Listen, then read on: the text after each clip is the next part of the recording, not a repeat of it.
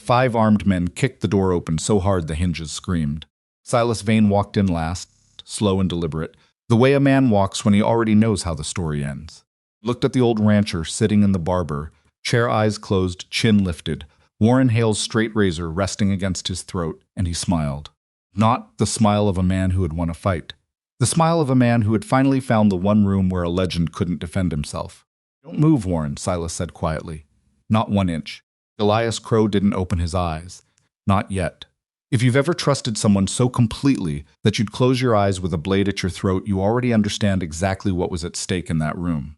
See, and if you've never trusted anyone like that, then what Elias Crowe did next will either change the way you think about friendship, or it will haunt you for the rest of your life. Before we go any further, if stories like this one speak to you, please subscribe to this channel and follow along to the very end. Hit that like button and drop a comment telling me the city or country where you're watching from. I want to see how far this story travels. Now let's go back to where it all began. Town of Millbrook, Texas, in the autumn of 1883, was not the kind of place that inspired poetry. It was a working town, dust and iron, and the smell of horse sweat baked into every plank of every building on Main Street. Kind of place where men didn't talk about their feelings, because feelings were something you buried along with whoever had caused them. People came to Millbrook to start over or to disappear, and most of the time, those two things were the same. Elias Crowe had done both. He was 68 years old that October, and he wore those years the way an old fence post wears weather, not broken by it, just marked.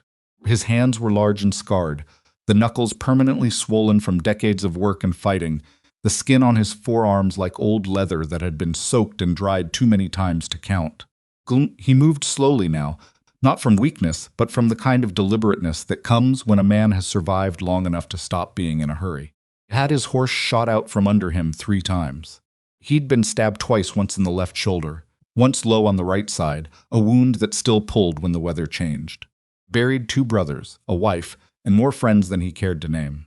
What he had left was the Crowe Ranch, 400 acres of decent grazing land 6 miles east of town, and a reputation that preceded him into every room he entered like a cold draft under a door.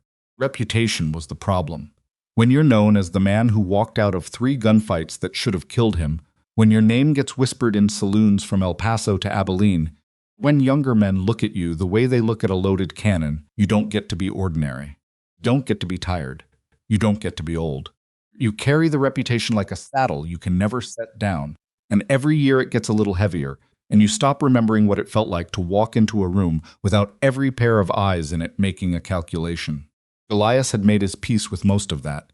What he hadn't made peace with was the loneliness it carved out of a man's life. His ranch hands respected him, feared him, more accurately, though they'd never say so. Men at the saloon gave him a wide berth and an automatic seat at whatever table he chose.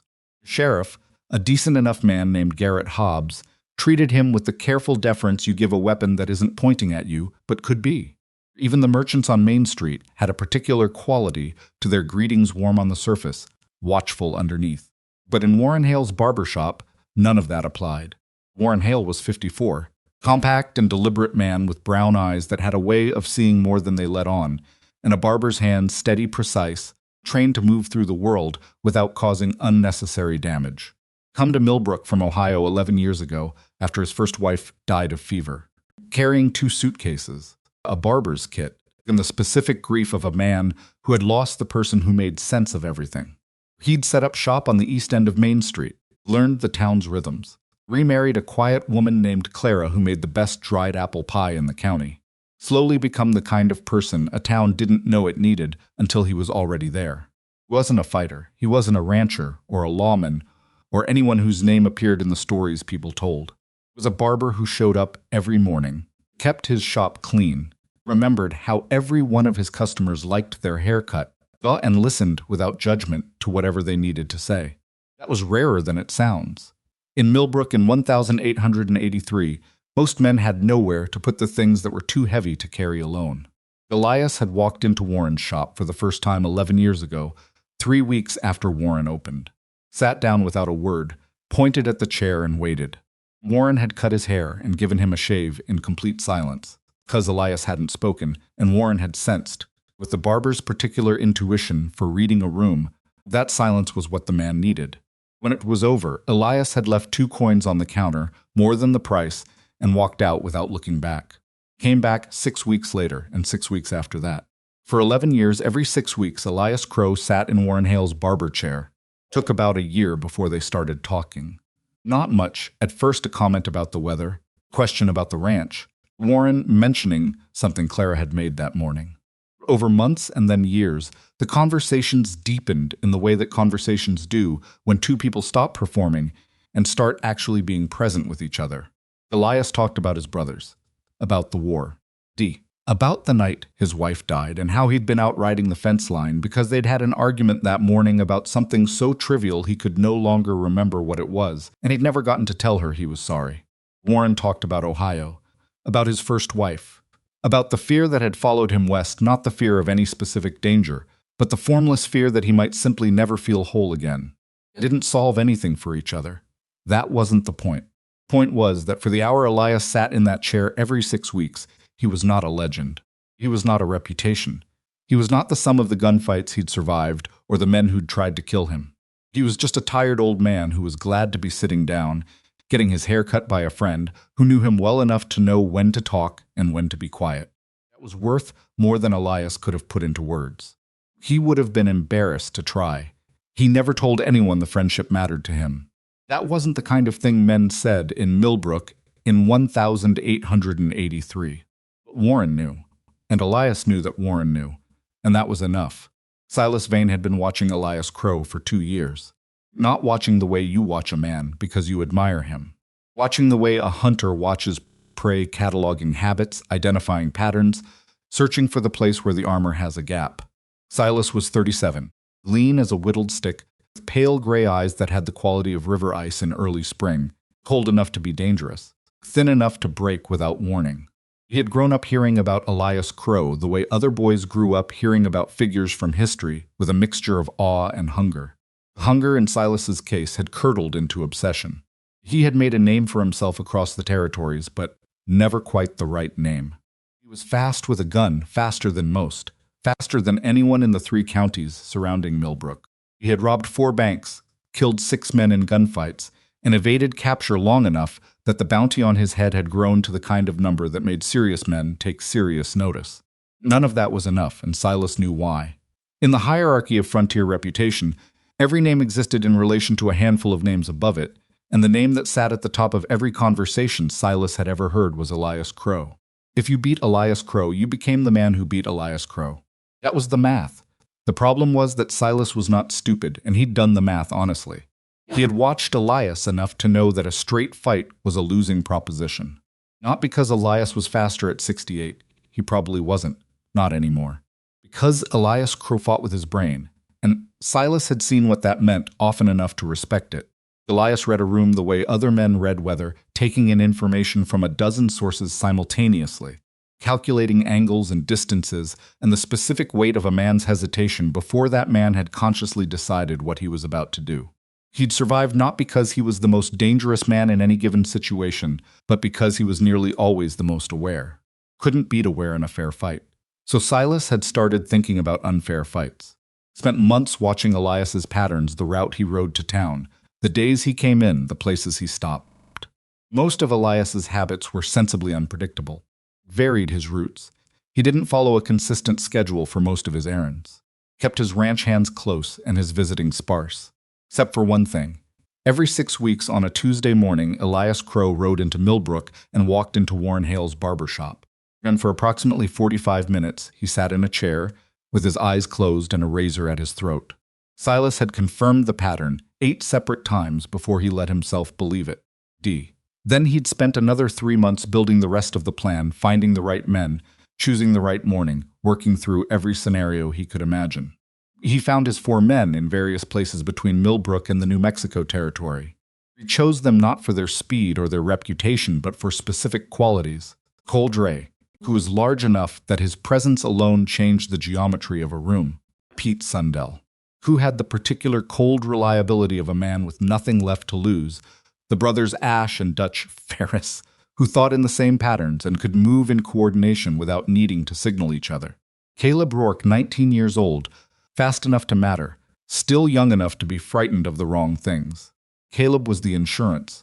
A young gun in the room meant Elias would be watching him, calculating the cost of that particular variable, spending energy he'd need elsewhere.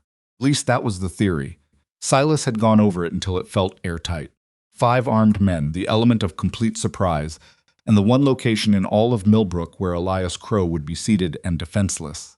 Plan was not complicated. Simple plans were harder to disrupt. Walk in, you surround him before he can act. You end it.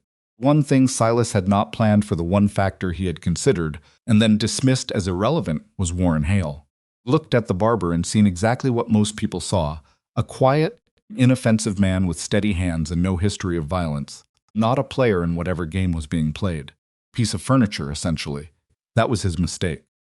And he wouldn't understand it was a mistake until it was too late to matter. Tuesday morning Silas chose had turned cold overnight. The kind of early autumn cold that arrives without warning and makes you realize summer is gone for good. Sky was the color of pewter, and a thin wind came down off the hills with enough bite to it that the few people moving on Main Street had their collars up. Elias had almost not come in that morning. He'd woken before dawn with the old ache in his right side, the knife wound talking to him the way it always did when the temperature dropped sharply. He'd lain in his bunk for a while, listening to the ranch settle around him, thinking about the ride into town and whether it was worth the trouble. He was tired in the way that had become familiar to him over the past 2 years, not the tiredness of a single long day, but the accumulated tiredness of too many long days stacked on top of each other. Kind of tired that sleep didn't fully fix. But he'd made a habit of not letting his body make his decisions, and he had the appointment with Warren. And so he got up, made himself coffee that was too hot and too strong the way he'd always liked it, pulled on his coat, and saddled his horse. Ride into town was quiet in the way a cold autumn morning is quiet, not peaceful exactly, but hushed like the land itself was holding its breath.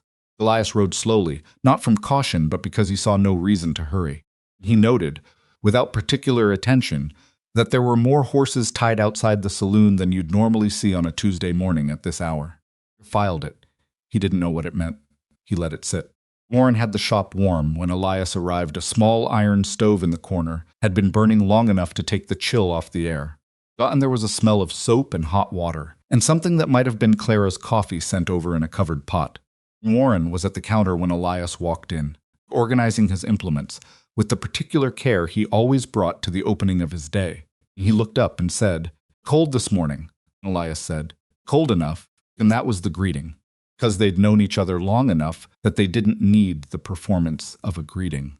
Elias hung his coat on the hook by the door and settled into the barber chair the way an old man settles into familiar furniture carefully, with an exhale that he didn't fully suppress. Warren put the cape around his shoulders, tucked it at the collar. "Same as usual," Warren asked. "Same as usual," Elias said. That exchange was also a habit. The same as usual was what Warren always did, a trim of the white hair, a clean shave with a straight razor, the whole procedure taking 40 to 45 minutes, depending on how much they talked. They'd had the exchange so many times it had become a kind of ritual, a verbal threshold between the world outside and the particular quiet of this room. Talked at first about ordinary things. The weather. Fence section on the eastern boundary of Elias's property that needed to be replaced before winter set in, which Elias mentioned with the particular resignation of a man who knows a job needs doing and is calculating how much it's going to cost him. Warren mentioned that his stepson, a boy named Lucas from Clara's first marriage, had gotten into a disagreement with another boy at school that had apparently ended with both of them getting a talking to from the school teacher. And Warren said he wasn't sure whether to be proud or concerned.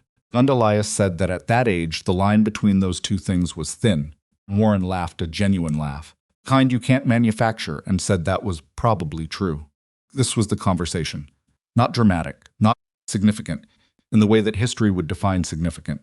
Just two men talking the way men talk when they've been talking for 11 years and have run out of things to be careful about.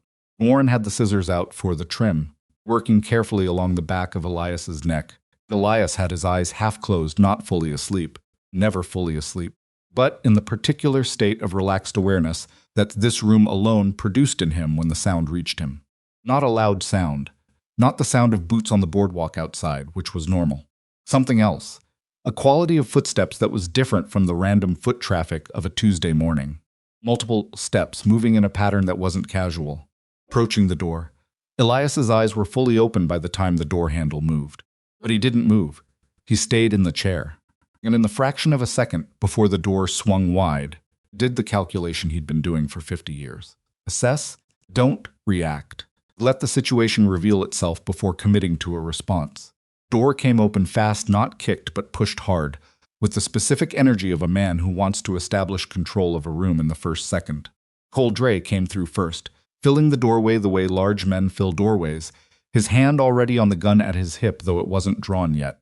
Sundell and the Ferris brothers spread into the room in the practiced way of men who had done this before, not elegantly, but effectively, covering the corners, blocking the angles. Caleb Rourke was last through the door. Grand Elias marked him immediately, the young one whose hands weren't quite steady, whose eyes were moving too fast, taking in too much, one who hadn't decided yet what kind of man he was going to be. Most dangerous variable in the room, precisely because he was the least predictable. Then Silas Vane. Silas walked in the way he'd practiced walking in his head for months.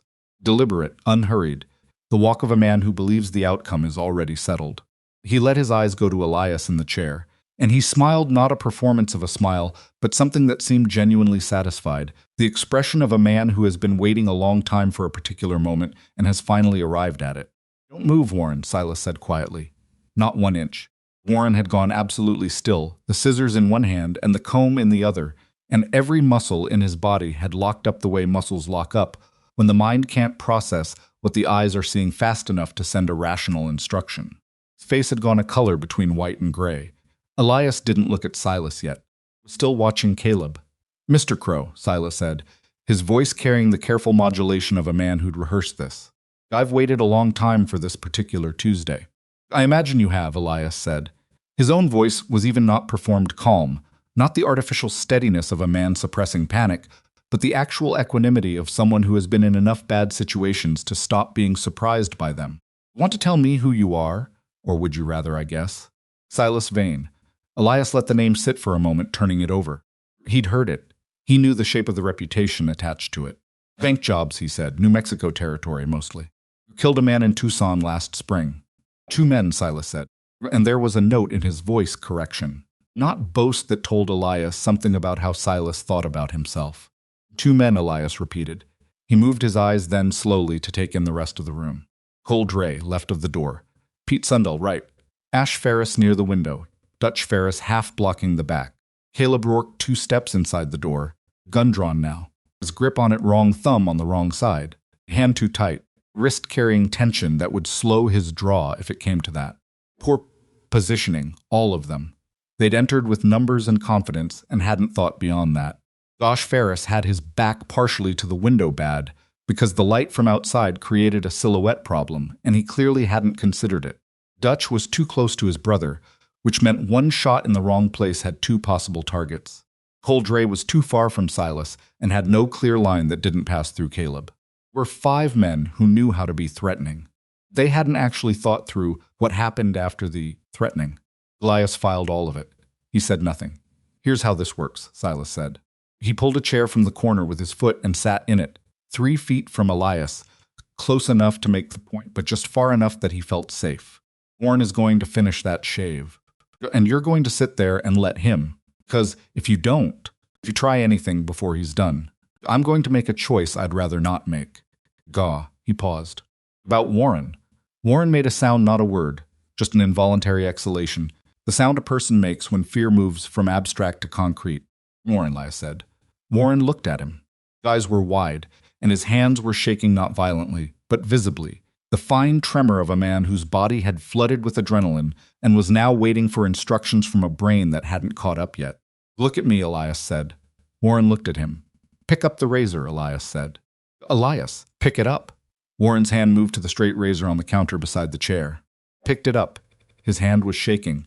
"Now breathe," Elias said. "Just that. Nothing else." Something happened in Warren's face then, not courage exactly. Nothing so clean or simple as that, but a gradual reestablishing of control. As breath came in, came out, his hand steadied, not completely but enough. Tremor became something he could manage rather than something managing him. Set the razor to Elias's jaw. Silas watched this exchange with an expression of professional admiration that he let show, because he had won and he could afford to be generous. "I heard you were something," he said to Elias. "I didn't think you'd actually let him." "He's not going to cut me," Elias said simply. "He never has." That landed wrong on Silas. He'd expected more resistance, more calculation, some kind of visible working of Elias's famous tactical mind. Completeness of the surrender, if that's what it was, made him uncertain in a way he hadn't anticipated. He looked at Cole Dre, who shrugged minimally. Elias closed his eyes. Not because he was resigned, not because he'd given up. Closed his eyes because he needed to think. And the information he needed was not visual. It was the information the room was giving him through sound, the specific quality of each man's breathing, the small shifts of weight and position that happened when men stood still for longer than they were comfortable standing still. Barely audible clink of Cole Dre's gun against his belt when he moved half a step to his left. The tight, almost silent exhale of Caleb Rourke every 12 seconds like a man counting his own heartbeats. Warren's hands. Razor, moving in the practiced strokes that Elias had felt 400 times across the years. Manned underneath the practice. Residue of fear, a fraction of extra pressure here. A slightly shortened stroke there. Body's instinct intruding on the hand's memory. But controlled. Managed. Warren was doing the thing he'd spent his whole working life learning how to do, and he was doing it in the hardest possible circumstances, and he was doing it well. Told Elias everything he needed to know about Warren Hale that he hadn't already known. "You've been planning this a while," Elias said. His voice was conversational, unhurried. "Eyes still closed." 2 years, Silas said. 2 years. Elias let the weight of that settle. "That's a long time to spend on one job." "You're not one job," Silas said. Something different in his voice, now, something that had moved beyond professional calculation into something more personal, though Silas probably didn't hear it. "You're the job. You understand what I mean by that." "I do," Elias said. "You want to be the man who beat Elias Crowe." "I want to be the man who was smart enough to beat Elias Crowe," Silas said. "There's a difference. Any man can beat any other man in the right circumstances. I wanted to beat you because I was smarter." Elias thought about that. Razor moved on his jaw. "Smart enough to find my barbershop," he said. "Smart enough to notice what no one else noticed," Silas said, and there was real pride in it. "Everyone was looking for where you were strongest. I looked for where you were something else. And what did you find?" "Trust this man," Silas said. "The barber. You actually trust him. I've never seen you trust anyone else. Not your ranch hands. Not the sheriff. Not anyone who came to talk to you in 11 years of watching. You ride into town every 6 weeks and you sit in this chair and you close your eyes." He shook his head slowly. "That's not nothing. That's the only door you ever left unlocked." Elias was quiet for a moment.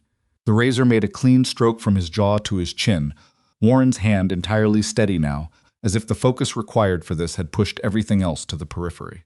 "Thought of Warren as the weak point," Elias said. "Warren is the barber," Silas said. "No offense to Warren." "Warren," Elias said, "finished the left side." Warren made a sound that might have been an acknowledgement and moved the razor to the left side of Elias's face with careful deliberateness. Here's what I want to know," Elias said, his eyes still closed, his voice still carrying the same unhurried quality it had carried since Silas walked in. "Once the shave is done, what then?" Silas said nothing. "'Cause you've thought this through 2 years," Elias said. "You're a smart man. So I'd like to hear the part of the plan that happens after Warren puts the razor down." "Part that happens after," Silas said, "is the part you don't walk away from." 5 men, Elias said. He seemed to be doing arithmetic. "In a room this size." He paused, a fraction. "How long have your men been standing?" Question was so unexpected that 3 of the 5 moved almost simultaneously, tiny adjustments of weight and position, the involuntary response of men who'd been reminded that their feet hurt. Silas caught himself, didn't move, but he'd heard the small sounds his men made, and something shifted in his face. "Been standing a while," Elias said. "Men get tired. Tired men make small decisions differently than they made them when they were fresh." His voice remained entirely conversational. "Cole Dre. On my left, he shifted his weight 4 times in the last 8 minutes. That's a man whose right knee bothers him. When the right knee bothers him, compensates. When he compensates, his draw goes left of center." Cole Dre's face had gone strange. "The brothers," Elias continued. "Dutch and Ash. They're too close to each other.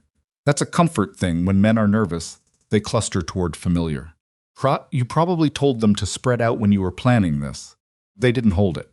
He opened his eyes and looked at Silas directly for the first time since Silas had sat down. Caleb Rourke, Elias said quietly. He's 19, maybe 20, and he hasn't decided yet whether he's actually willing to shoot a 68-year-old man in a barber chair. Caleb's face confirmed it. The boy's jaw was tight and his eyes had the quality of a man watching something he hadn't agreed to watch. I'm not telling you this to threaten you, Elias said. He held Silas's eyes with the particular steadiness of a man who has looked at dangerous things for a long time and stopped being impressed by danger. I'm telling you because 2 years is a long time, and you've put real thought into this, and you deserve an honest answer to your question. Question. Why the barber, Elias said. Why Warren? Why I come here every 6 weeks and close my eyes? Silas said nothing. Because the thing you called a door left unlocked, Elias said, isn't what you think it is. Warren had finished the shave. He stood behind the chair with the razor in his hand and the cape over his arm. His face composed now with the careful composure of a man who has decided to trust someone else's judgment absolutely and completely, and has made peace with that decision. Elias reached up and touched his jaw the old habit, checking the work. Smooth. Clean. The way it always was. It took me about 40 years, Elias said, to figure out that the thing that keeps a man alive isn't always how fast he draws. He was quiet for a moment. It's knowing who to trust, and really knowing that they won't break. At Warren. Warren looked back at him. Something passed between them, not dramatic, not the kind of thing you'd put in a story about gunfighters and outlaws and frontier justice. Something quiet and specific and honest, the look of two men who had spent 11 years in a small room talking about the things that actually mattered and had arrived. Without planning to, something that deserved the name friendship. Now, Elias said, and his voice changed, not loud. Not suddenly fierce. Just different, the slight shift of register that happens when a man stops explaining and starts deciding. Let's talk about how this ends. Silas Vane's hand went to his gun. Silas Vane's hand moved fast and Elias moved faster. Not with his gun, with his body. Dropped his weight left and down in the same motion, barber chair tilting with him. Silas's shot went where Elias had been a half second before past his ear. Close enough that Elias felt the displacement of air. Close enough that the sound of it hit him like a slap. Bullet took a piece of the wall behind him and threw plaster dust into the room like a small, pale cloud. Warren hit the floor without being told.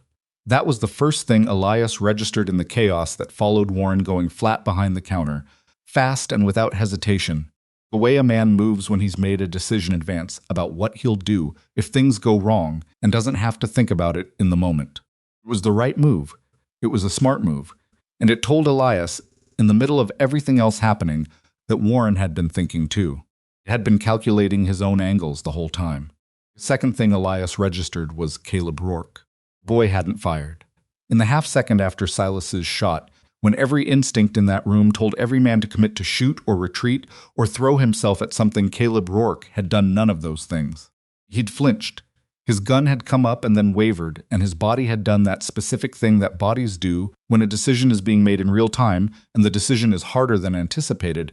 It had frozen. Just for a second. But in a room full of gunfire, a second is geological. Cold Ray did not freeze. He was large and slow in the way that large men are sometimes slow, but he made up for it in mass. He came at Elias from the left side, while Silas was recovering from the recoil of his shot, and the collision was not elegant.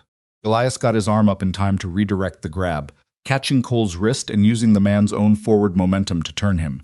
But Cole outweighed him by 60 pounds, and 60 pounds does not simply redirect without cost. They went into the barber chair together, the chair skidding sideways on the wood floor with a shriek of metal, and Elias took an elbow across the shoulder that sent a white bolt of pain down his arm and turned his left hand temporarily unreliable. It didn't stop moving. That was the thing about Elias Crowe that men who planned to fight him generally failed to account for.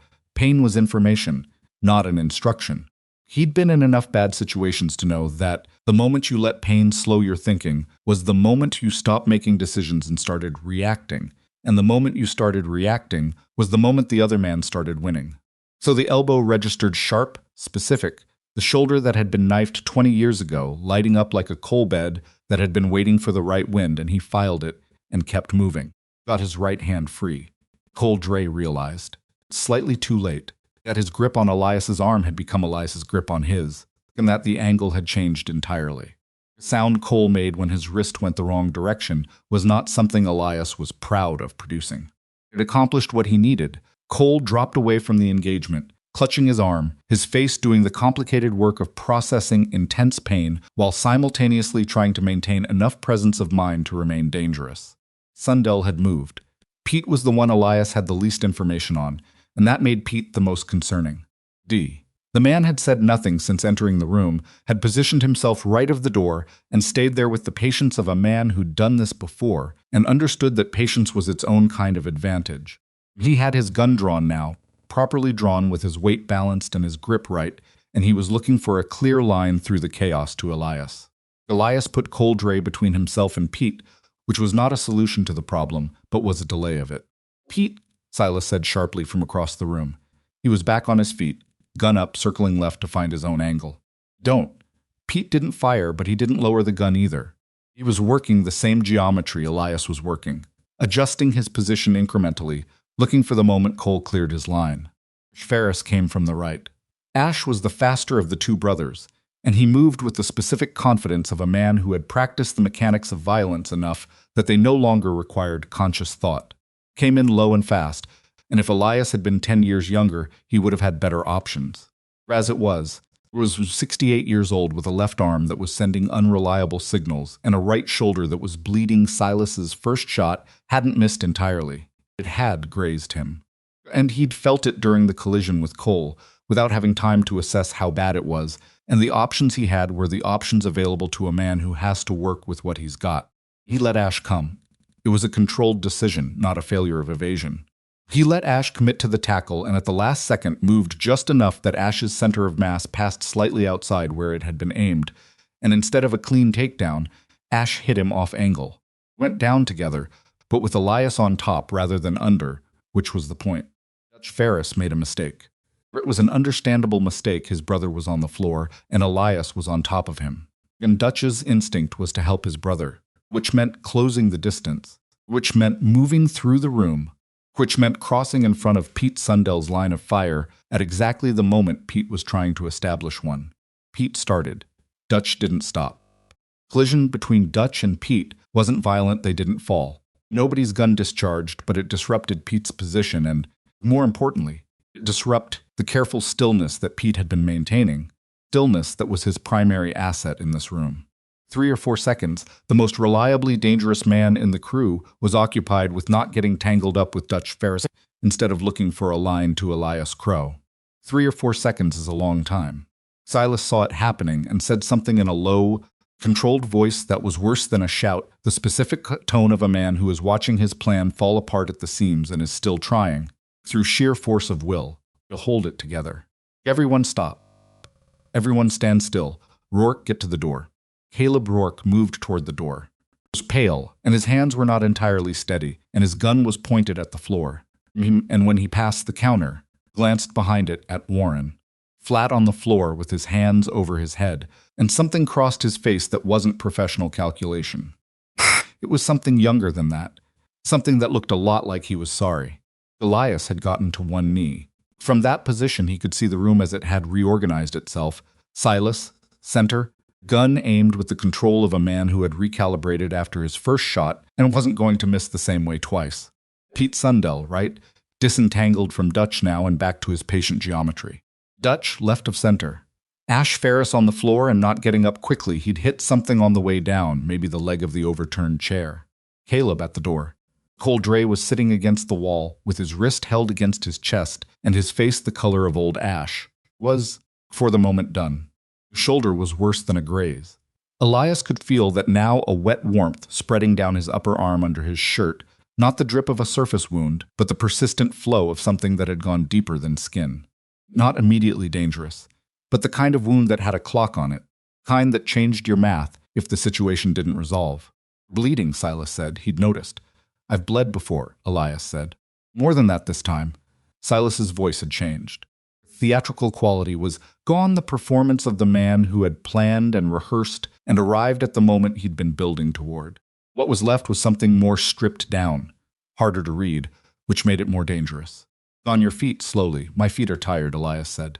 On your feet, Mr. Crowe. Elias stood. Slowly, because his body required it, the shoulder throbbing in long, pulling waves now, the left arm still half numb from the elbow. 68 years old being 68 years old in a way he couldn't argue with. Stood with his hands visible and his weight balanced and his eyes on Silas, because Silas was the one making decisions in this room now. And the decisions Silas made in the next 60 seconds were going to determine most of what happened after them. Gun, Silas said. Elias looked at him. I know you have it, Silas said. Under the cape. You thought I didn't see you reach for it during the fall. A pause. I saw. Elias had reached for it. That was true. He hadn't drawn the angle, and Cole's weight had made it impossible without telegraphing, but his hand had found the grip and confirmed its presence, and Silas had seen the motion even in the chaos, which told Elias something additional about Silas. The man watched through chaos, not just before it. That was rare. He reached into the fold of the barber's cape still draped over one shoulder and drew the gun slowly with 2 fingers on the grip and set it on the counter. Kick it away, Silas said. Elias pushed it along the counter with the back of his knuckles, slid to the far end and stopped. Silas exhaled not a sigh of relief, nothing so simple. More like a controlled release of pressure, the breath of a man who has just completed a complicated negotiation and is assessing the result. Now we can talk, he said. We've been talking, Elias said. We're talking about ideas, Silas said. Now we're going to talk about specifics. He gestured with his chin toward the overturned chair. Sit down. Elias looked at the chair on the floor and then at Silas and said nothing. Sit down. Elias picked up the chair with one hand, the right one, because the left wasn't reliable, and set it upright and sat in it. Not because Silas told him to, because his shoulder needed him to not be standing, and Silas had given him the opening to do it without it looking like a concession. Warren had not come up from behind the counter. Elias could hear him there, the specific quality of a nearby person who is trying to be very still and very small. The controlled breathing of someone who is managing fear the same way he managed his hands during the shave. By giving the fear something specific to do, something narrow to focus on, so it didn't expand into the whole of him. Elias knew that quality in a person. He'd felt it himself years ago, in situations worse than this one. Warren was doing fine. Warren was doing better than anyone in this room knew. Ranch, Silas said. Elias looked at him. 400 acres, Silas said. Eastern boundary runs along the Cutter Creek line. Good grazing, decent water rights. You've had some trouble with the Meacham family over the south pasture, but nothing that's gone to court yet. He paused. I've done my reading. Reading wasn't your problem, Elias said. Deed is registered in your name. No wife, no children, no next of kin on record. Silas tilted his head slightly. I want the deed signed over. Today. Warren can witness it. I imagine notary services are a little outside his usual work, but under the circumstances I think he'll manage. So that was it, not just the reputation, the land. Elias had been trying to determine what Silas wanted beyond the abstract prize of having beaten him, and now he had it. Ranch was worth more than the bounty on Silas's head was worth in the opposite direction. More than Silas could earn in a year of bank jobs, probably more than he could earn in 2. With Elias dead and the deed signed over, Silas could move into the territory under a different name and hold it with enough legal cover to make disputing it complicated. It was a good plan. It was in its way a complete plan, not just the confrontation, but the outcome after the confrontation. Silas had thought further ahead than Elias had given him credit for. Ranch, Elias said, has been in my family since 1851. I know, Silas said. My brother homesteaded the first 200 acres before the war, Elias said. Built the original house with his hands. He's buried on the eastern pasture, died of fever in 67. I put the stone there myself. I know, Silas said again. And his voice hadn't changed. It wasn't unkind exactly. But it was immovable. The voice of a man who has accounted for the emotional weight of what he's asking and decided it doesn't alter the arithmetic. Want me to sign away a dead man's work, Elias said. I want you to sign away a deed, Silas said. What the land means to you is your business. What it is on paper is my business. Elias looked at him for a long moment. His shoulder was talking to him in long, regular pulses of pain now, and his head was starting to carry the specific heaviness that comes with blood loss, not much, not yet, but enough to be aware of. Room smelled of gunpowder, and the iron penny smell of his own blood, and the soap from Warren's counter, and outside the cold autumn wind was pushing against the front window with a sound like something trying to get in. Warren, Elias said a beat.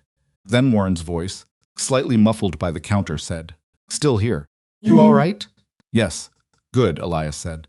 Silas watched this exchange. The deed, Mr. Crowe. Don't have it on me, Elias said. It's at the ranch. in the strong box in the back room. Then we'll ride to the ranch, Silas said. That's a 6-mile ride, Elias said. With this shoulder in this cold. He let that sit. You thought through the logistics of that? Pete and Dutch will ride with us, Silas said. Gash can manage, he's just winded. Cole will stay here with Rourke and keep an eye on your friend. He glanced toward the counter. Warren doesn't do anything foolish in the next 2 hours. Nobody has any reason to hurt him.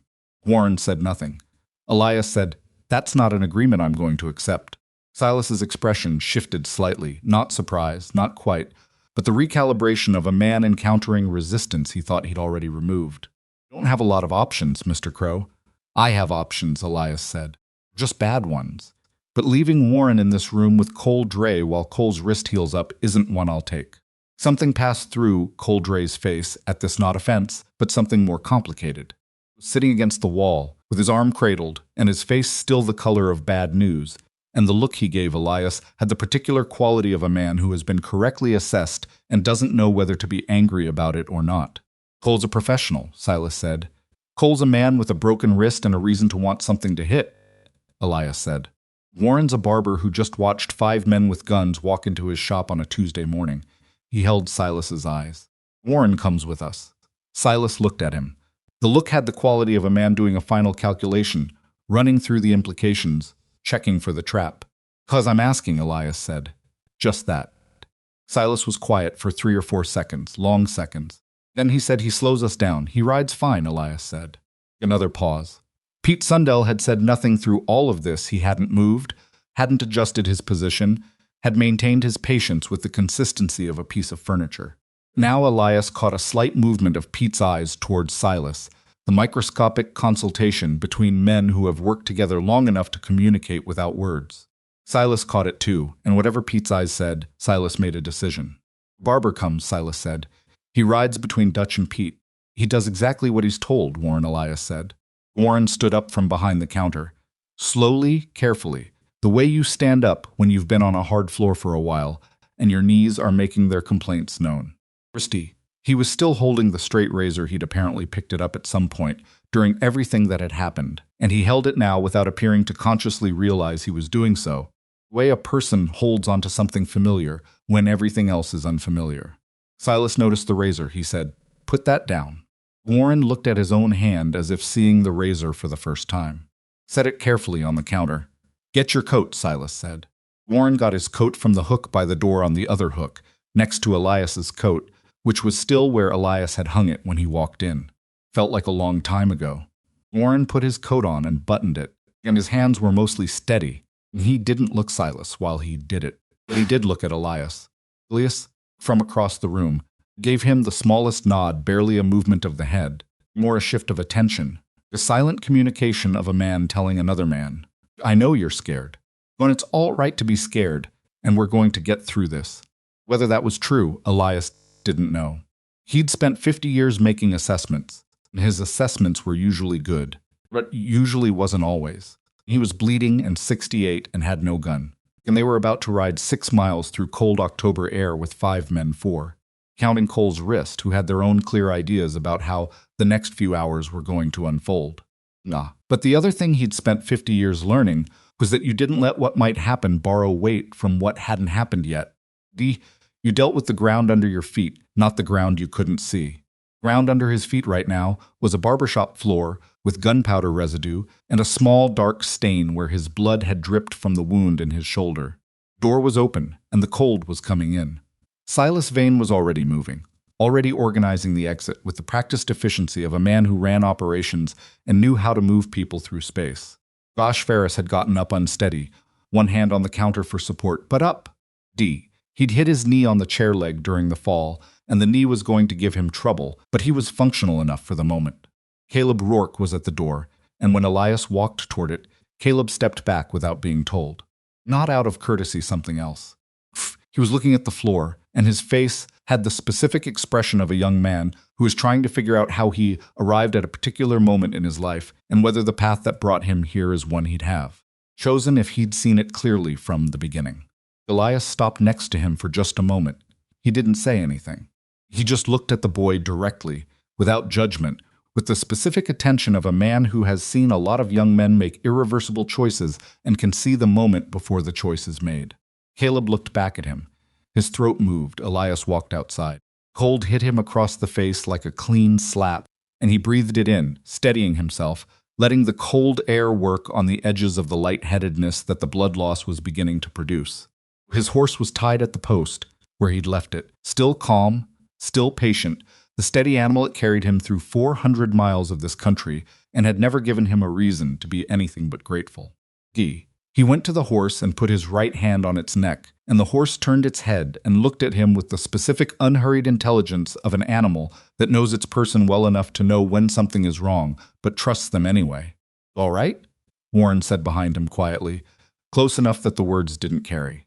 "Ask me in 2 hours," Elias said. "Your shoulder." "I know my shoulder," Elias said. "How are you?" Warren was quiet for a moment. "I didn't shake," he said. "During the shave, I almost did. But I didn't." "No," Elias said, "you didn't." They looked at each other for a moment, the look of two men who have just gone through something together that neither of them will ever quite explain to anyone who wasn't in the room, and who both understand that what happened in there, in those 45 minutes, has changed the map of what they know about each other in ways that will take a long time to fully survey. "Mount up," Silas said from behind them. The ride out of Millbrook was quiet and grim. Main Street was mostly empty at this hour. The few people who were out pulling back at the sight of a group of hard-faced men moving with purpose. The way frontier people learned to read the specific visual grammar of trouble and give it the space it required. Nobody called out. Nobody went for the sheriff's office. At least not immediately. Rode east, into the cold wind coming off the hills, and the town fell away behind them. The open land opened up ahead. Gond Elias rode with Pete Sundell to his right and Dutch Ferris to his left, and Silas Vane 8 feet ahead and Caleb Rourke somewhere at the back, and Warren between Dutch and Pete where Silas had told him to be, and nobody said anything for a long time. It was Dutch who finally spoke, and what he said wasn't to anyone in particular, just into the cold air, the observation of a man who had run out of patience for silence. "How much further?" 4 miles, Elias said. "Your shoulder's still bleeding," Dutch said. "I know. You going to do anything about that?" "Not right now." Dutch said nothing more. The hills on either side of the road were the dusty brown and gold of Texas. In October, the grasses dried and flattened by the first cold nights, the scrub oak holding the last of its leaves in a way that made them look stubborn. The hawk worked the thermals over the eastern ridge. Patient and unhurried, and Elias watched it for a moment and thought, without quite knowing why, about his brother. About the summer they'd built the house 2 men and borrowed tools and lumber hauled 30 miles on a wagon that kept losing a wheel, and about how his brother had said, on the evening they finished the roof, that he never wanted to be anywhere else as long as he lived. Gotten his wish, in the end. He was still there, in the eastern pasture, under a stone that Elias had shaped himself and hauled with the same horse's predecessor and set level on a cold November day 13 years ago, and every time Elias rode that fence line, passed within 100 yards of where his brother lay. And usually he didn't say anything. Sometimes he said a word or two, and it never felt like enough, but it felt like what was honest. Silas Vane got the deed, and Elias didn't walk away from today. Someone else would own that ground. Someone who didn't know what was buried in the eastern pasture, or wouldn't care if they did. That thought settled in Elias's chest with a particular weight. He began to think about the ranch house, about the specific layout of the rooms, the doorways, the sight lines, about the strong box in the back room, which was real and which did contain the deed, but which also contained other things that Silas didn't know about and hadn't asked about because he hadn't thought to ask. About the ranch hands, 2 of them, good men both, who would be working the morning pasture rotation and who would see a group of riders coming up the south road and who would, depending on how the next 10 minutes went, either become a factor or stay out of it entirely. About the specific way the morning light fell through the back window of the ranch house at this hour, and the shadow through, and where you'd have to be standing to be in it. He rode, and he thought, and he let the pain in his shoulder inform him without directing him, and the cold air kept his head clearer than it deserved to be given how much blood he'd left on the barbershop floor. Warren rode straight and said nothing. Once, when they crossed a shallow creek bed and the horses shuffled sideways on the rocky crossing, Warren's horse stumbled, and Pete Sundell grabbed Warren's bridle, automatically a reflexive, experienced horseman's gesture and then seemed to realize what he'd done and pulled his hand back, and they looked at each other briefly. Warren and Pete, in a way that was complicated and brief and probably meant nothing, except that in situations like this one, everything meant something. Silas rode slightly ahead and said nothing. And Elias watched the back of his head and the set of his shoulders and thought, still confident. Plan is damaged, but he still believes in it. He's done the arithmetic, and he thinks the numbers still work. Question Elias was working on was not how to stop Silas from getting what he wanted. That was one question, but not the main one. The main one was how to get Warren out of this room, out of this situation without a cost that couldn't be repaid. Because whatever happened at the ranch, Warren Hale had ridden into it because Elias had asked him to. That was a debt Elias intended to settle. Came over the last rise. Goo and the Crow Ranch spread out below them the house. A barn, 2 outbuildings. The line of fence posts running east toward the pasture where the hawk was still working the morning sky. Smoke from the house chimney. The sound of the horses in the corral lifting their heads at the approaching group. Gaw, and on the south road, 2 figures on horseback, the morning pasture riders, coming back earlier than expected, already pulling up at the sight of the group cresting the rise.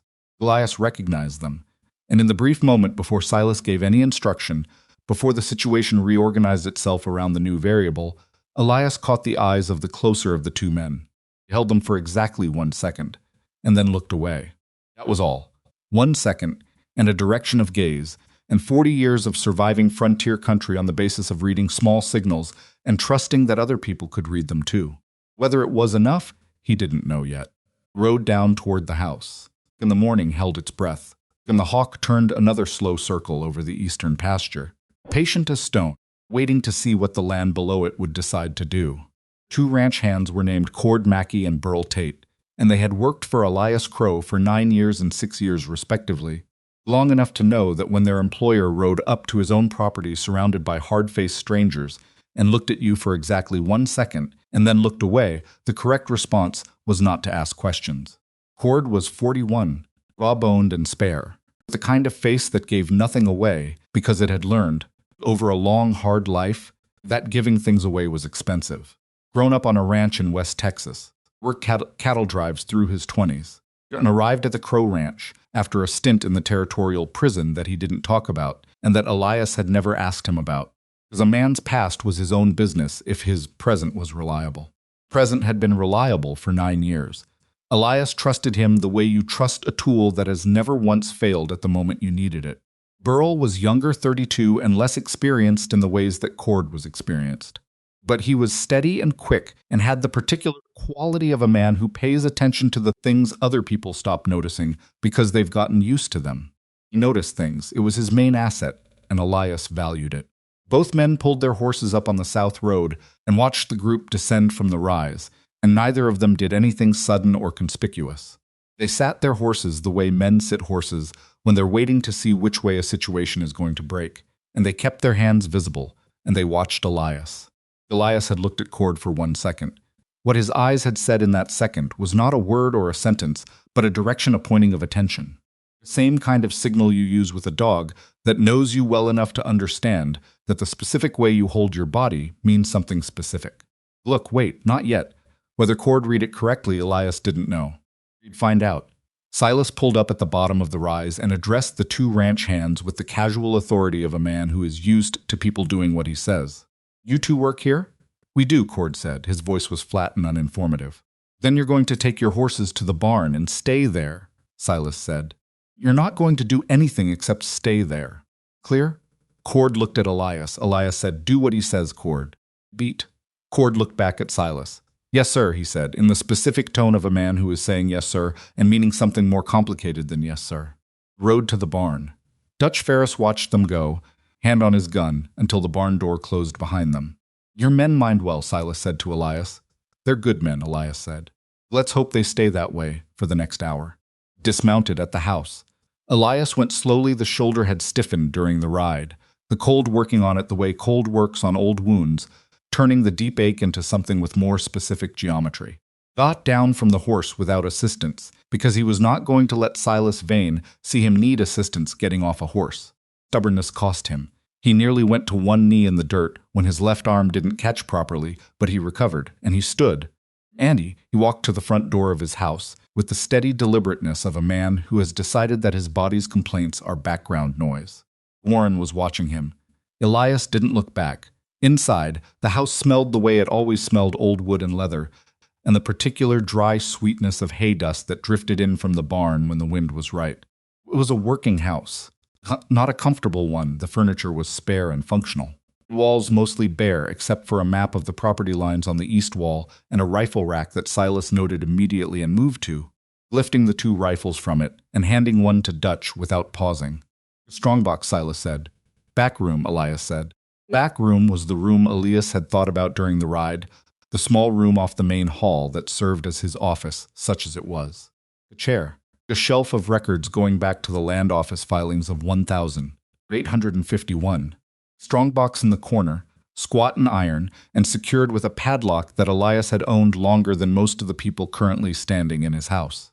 The light through the back window fell at an angle from the southeast at this hour, not direct sunlight, the sky still pewter with cloud, but a diffuse gray light that illuminated the room flatly and created no shadows on the wall facing the door. Elias noted this and adjusted his thinking. The window was the window. The light was the light. You worked with what you had. Crossed to the strongbox and crouched in front of it, which required him to use his right hand on the desk for balance because the left arm was still unreliable. Padlock key was on his person on the same ring as his watch chain, a habit of long standing. Got the key out with some difficulty. Pete Sundell stood in the doorway. Dutch Ferris was in the hall. Silas stood directly behind Elias, close enough that Elias could hear him breathing. "Open it," Silas said. Elias opened it. The strongbox contained what it always contained: the land deed, folded inside an oilskin sleeve, a small leather pouch with emergency cash, the papers from his brother's original homestead claim, 2 letters he'd kept for reasons he'd stopped examining, and a Colt revolver, fully loaded, wrapped in an oilcloth and sitting at the bottom under everything else. Didn't look at the revolver. He kept his eyes on the oilskin sleeve and reached for it. Silas reached past him and took it. Then Silas reached past him again and took the cash pouch. Then Silas paused, looking at the contents of the box, and Elias did not breathe. "What else?" Silas said. "Personal papers," Elias said. "My brother's filing." Silas reached in and moved the papers aside. His hand found the oilcloth. He picked it up, and the weight of it told him immediately what it was. He unwrapped it, looked at the revolver, and looked at the back of Elias's head. "Planning something?" Silas said. "I put that there 20 years ago," Elias said. Which was true. "I forgot it was in there," which was not. Silas set the revolver on the desk, out of reach, which he was careful about, putting it at the far end of the desk surface before straightening. "Stand up," Elias stood using the desk. Shoulder was genuinely bad now, not dangerous bad. Not the kind of wound that was going to kill him quickly. The kind that had moved beyond pain into something systemic. Deep weariness that was spreading from the shoulder through the whole left side of his body. He needed the wound cleaned and packed and bound. He needed about 2 hours of that not being a factor. He was going to get neither. Silas spread the deed on the desk and looked at it with the satisfaction of a man looking at the end of a long road. Land description was there, the meets and bounds survey from 1,863. County recording stamp. Elias's signature at the bottom, in the handwriting of a younger man who'd pressed harder with a pen than he did now. "Pen," Silas said.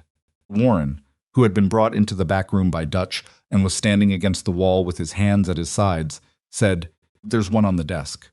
Everyone looked at Warren. Warren had not spoken since they'd entered the house. He'd done everything that was asked of him and kept his face composed and his hands visible. And he'd watched everything with the careful attention of a man who has run out of options he can act on and has therefore redirected all his energy into understanding. Been watching Silas and watching the room and watching the strongbox and watching Elias, and when he spoke it was in the same tone he used when a customer sat down, and he was assessing what the customer needed: practical, specific, without excess.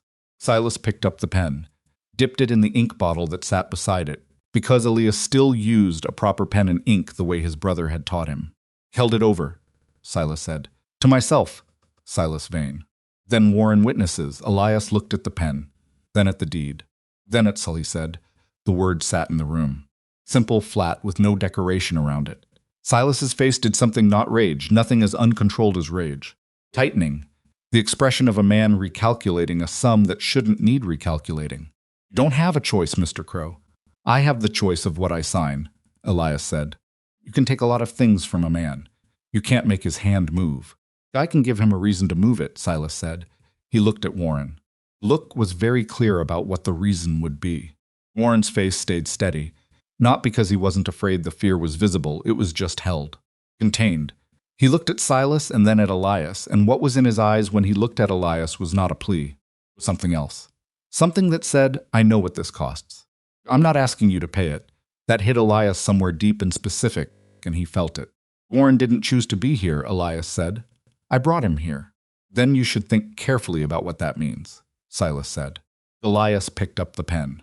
Gaw, he stood over the deed, a pen in his right hand, and looked at his brother's name in the corner of the original filing, Thomas Crowe, Homestead Claimant, County of Lander, October 1851. Brother had been 24 when he'd filed that claim.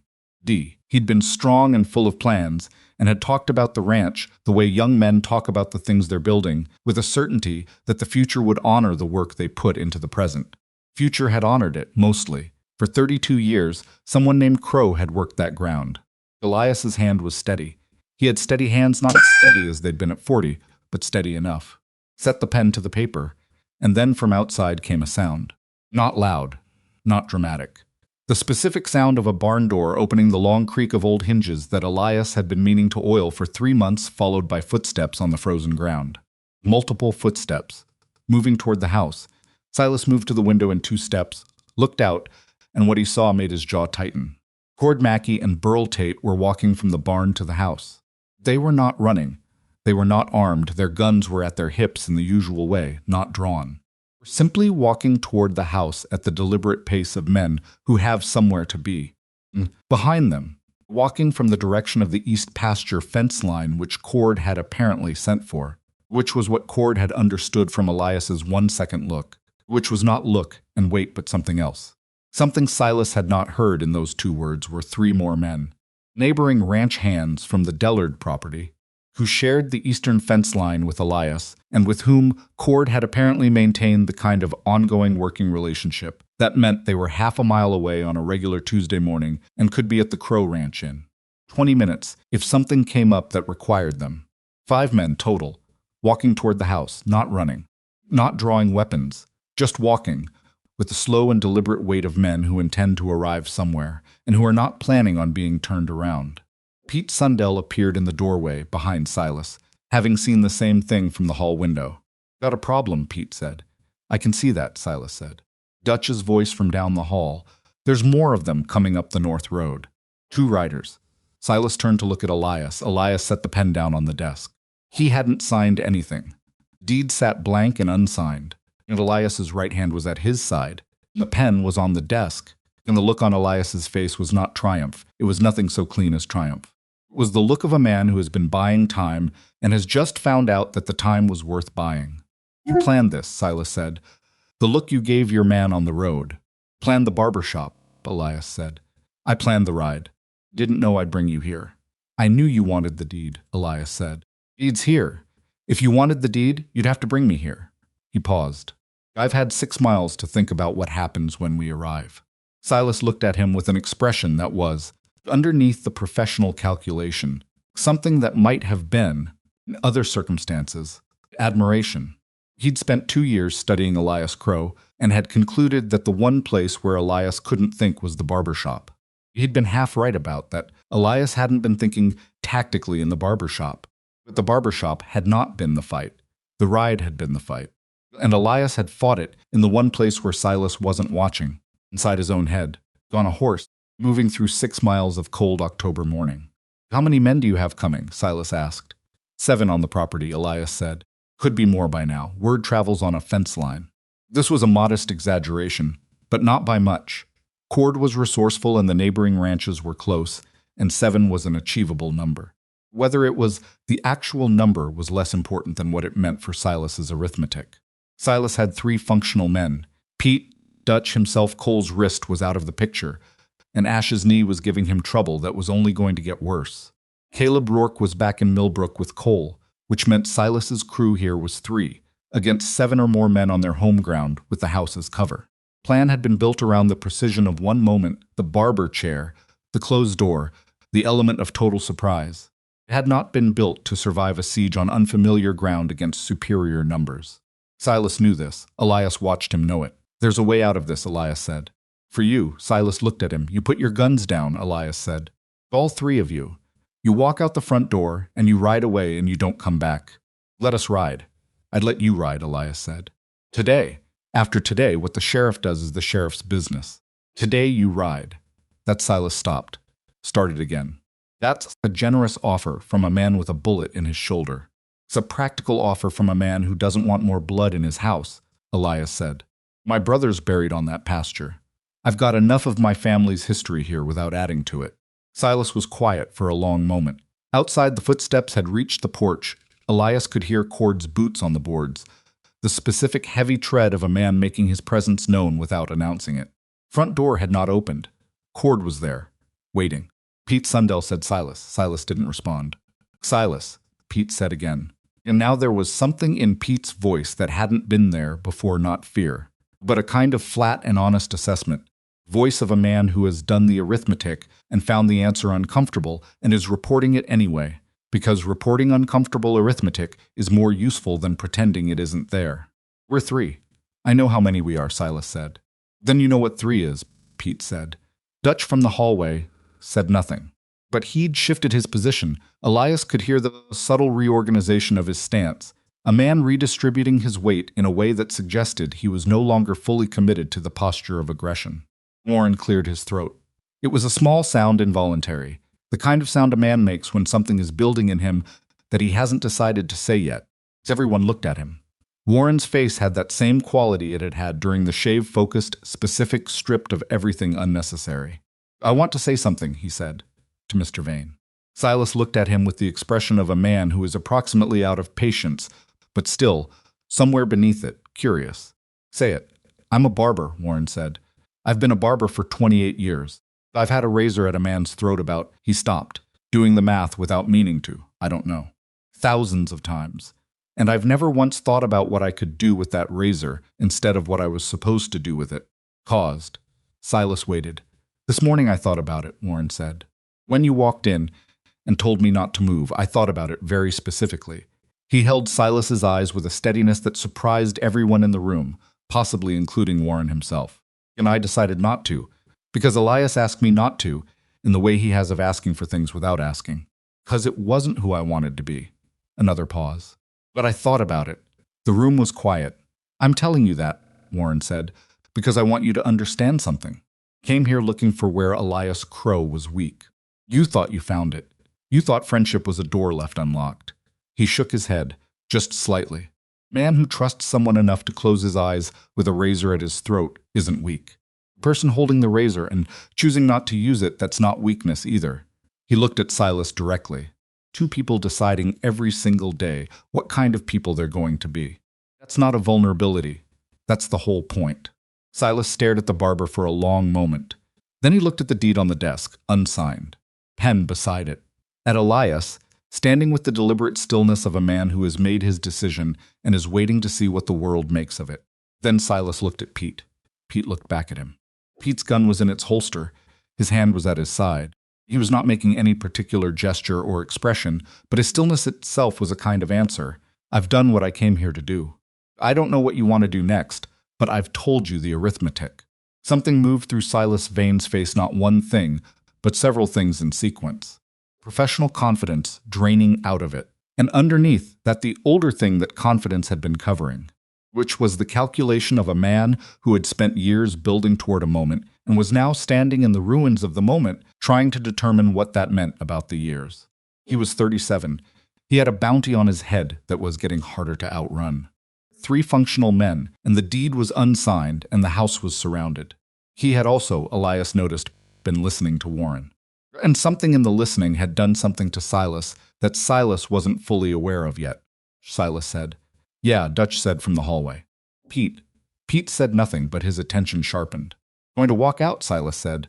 Slowly, guns holstered. He pointed at Elias. You call off your men before we reach the porch. Done, Elias said. If anyone raises a weapon, nobody raises a weapon, Elias said. I give you my word. Silas looked at him for a long measuring moment. Then he folded the deed, still blank, still unsigned, and started to put it in his coat. Days, Elias said. Silas looked at the deed in his hand, then at Elias. Then slowly he set it back on the desk. Looked at the revolver at the far end of the desk, the one he'd taken from the strongbox, and left it where it was. That was a deliberate gesture, Elias thought. A man leaving something behind that he could have taken. A specific acknowledgement, made in the only language Silas apparently knew how to speak clearly. They walked out. Silas first, then Pete, then Dutch still limping slightly from some strain he'd picked up during the chaos at the barbershop. Elias followed them to the hall and said through the front door. Before Cord could do anything, stand down, Cord. Let them but pause. Then Cord's voice, you sure? I'm sure. He heard Cord step back from the door. Heard the boards shift as the other men on the porch redistributed. Heard, beneath all of it, a quality of collective held breath gradually releasing. Front door opened, and Silas walked through it and down the porch steps into the cold October morning. And Pete and Dutch followed him. And nobody said anything, and nobody raised a weapon. And the men on the porch watched, with the flat watchfulness of men who've been told to stand down and are honoring that instruction, while making it very clear they are honoring it by choice and not by limitation. Silas mounted his horse. He looked at the house one last time at the window of the back room, where the deed was on the desk. His face was the face of a man filing something away. What specifically he was filing, Elias couldn't read from where he stood in the doorway. Then Silas turned his horse north and rode. And Pete and Dutch went with him. And they went quickly once they were moving. Quickly enough that the sound of them carried on the cold air for longer than their shapes were visible. Elias let out a breath. Then he put his right hand against the doorframe, because the shoulder had decided that the moment of deferred reckoning had arrived. What had been a throbbing ache for the past 2 hours was now a more insistent, clarifying kind of pain that said, now. Deal with this now. Let me look at that, Warren said from behind him. In a minute, Elias. He turned. Warren was standing in the hall with his coat still on and his face showing the particular expression of a man who has spent several hours being more afraid than he's been in a long time and is only now beginning to let himself feel the full weight of it. His eyes were wet at the corners. Not from crying, Warren wasn't crying, but from the physiological aftermath of sustained fear. The body's accounting. Interest on a debt paid under pressure. I'm all right, Elias said. I know you're all right, Warren said. Let me look at the shoulder anyway. Elias looked at him for a moment. Then he stepped back from the doorway and said, kitchen. Cord came inside a minute later, looking at Elias with the assessing eye of a man determining how much trouble his employer had gotten himself into while he wasn't watching. Deed, he said on the desk. Elias said, put it back in the box. All right. Warren's going to patch me up. That's not what I asked. Elias looked at him. Cord was looking back with the steady, undemonstrative concern of a man who doesn't perform feelings but has them. I'll be all right, Elias said. Get the Dellard men back to their own fence line and thank them for me. We'll sort out the details later. The sheriff ride into town after you've dealt with the fencemen, Elias said. Tell Garrett Hobbs that Silas Vane was here and went north. Tell him everything. Let him decide what to do with it. Cord nodded once and went back outside.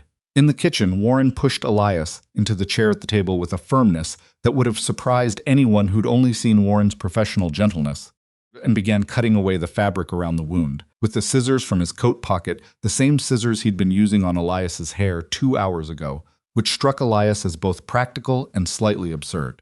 The wound was bad but manageable. The bullet had torn through the outer muscle of the shoulder without hitting bone, which meant it hurt considerably, but wasn't going to kill him. What it needed was cleaning and pressure and time, which Warren proceeded to provide with the systematic efficiency of a man who has done this before. Which, it turned out, he had 2 years working in his uncle's surgery in Ohio before taking up barbering, something Elias hadn't known and wouldn't have known to ask about. Ohio, Elias said when Warren mentioned it. Brief, Warren said. I was better with hair. You were fine just now. I had good scissors. Elias almost laughed, which hurt, which Warren noted without sympathy and continued working. Kitchen was quiet around them, the cold coming in around the window frame in the way it did every October. Distant sounds of Cord and Burl and the Dellard men going about the business of a ranch that had just had a very strange morning and was settling back into itself. Outside, the hawk was probably still up, turning slow circles over the eastern pasture, over Thomas Crowe's stone, over the fence lines that Thomas Crowe had first walked in 1851 with his boots and his plans and his certainty about the future.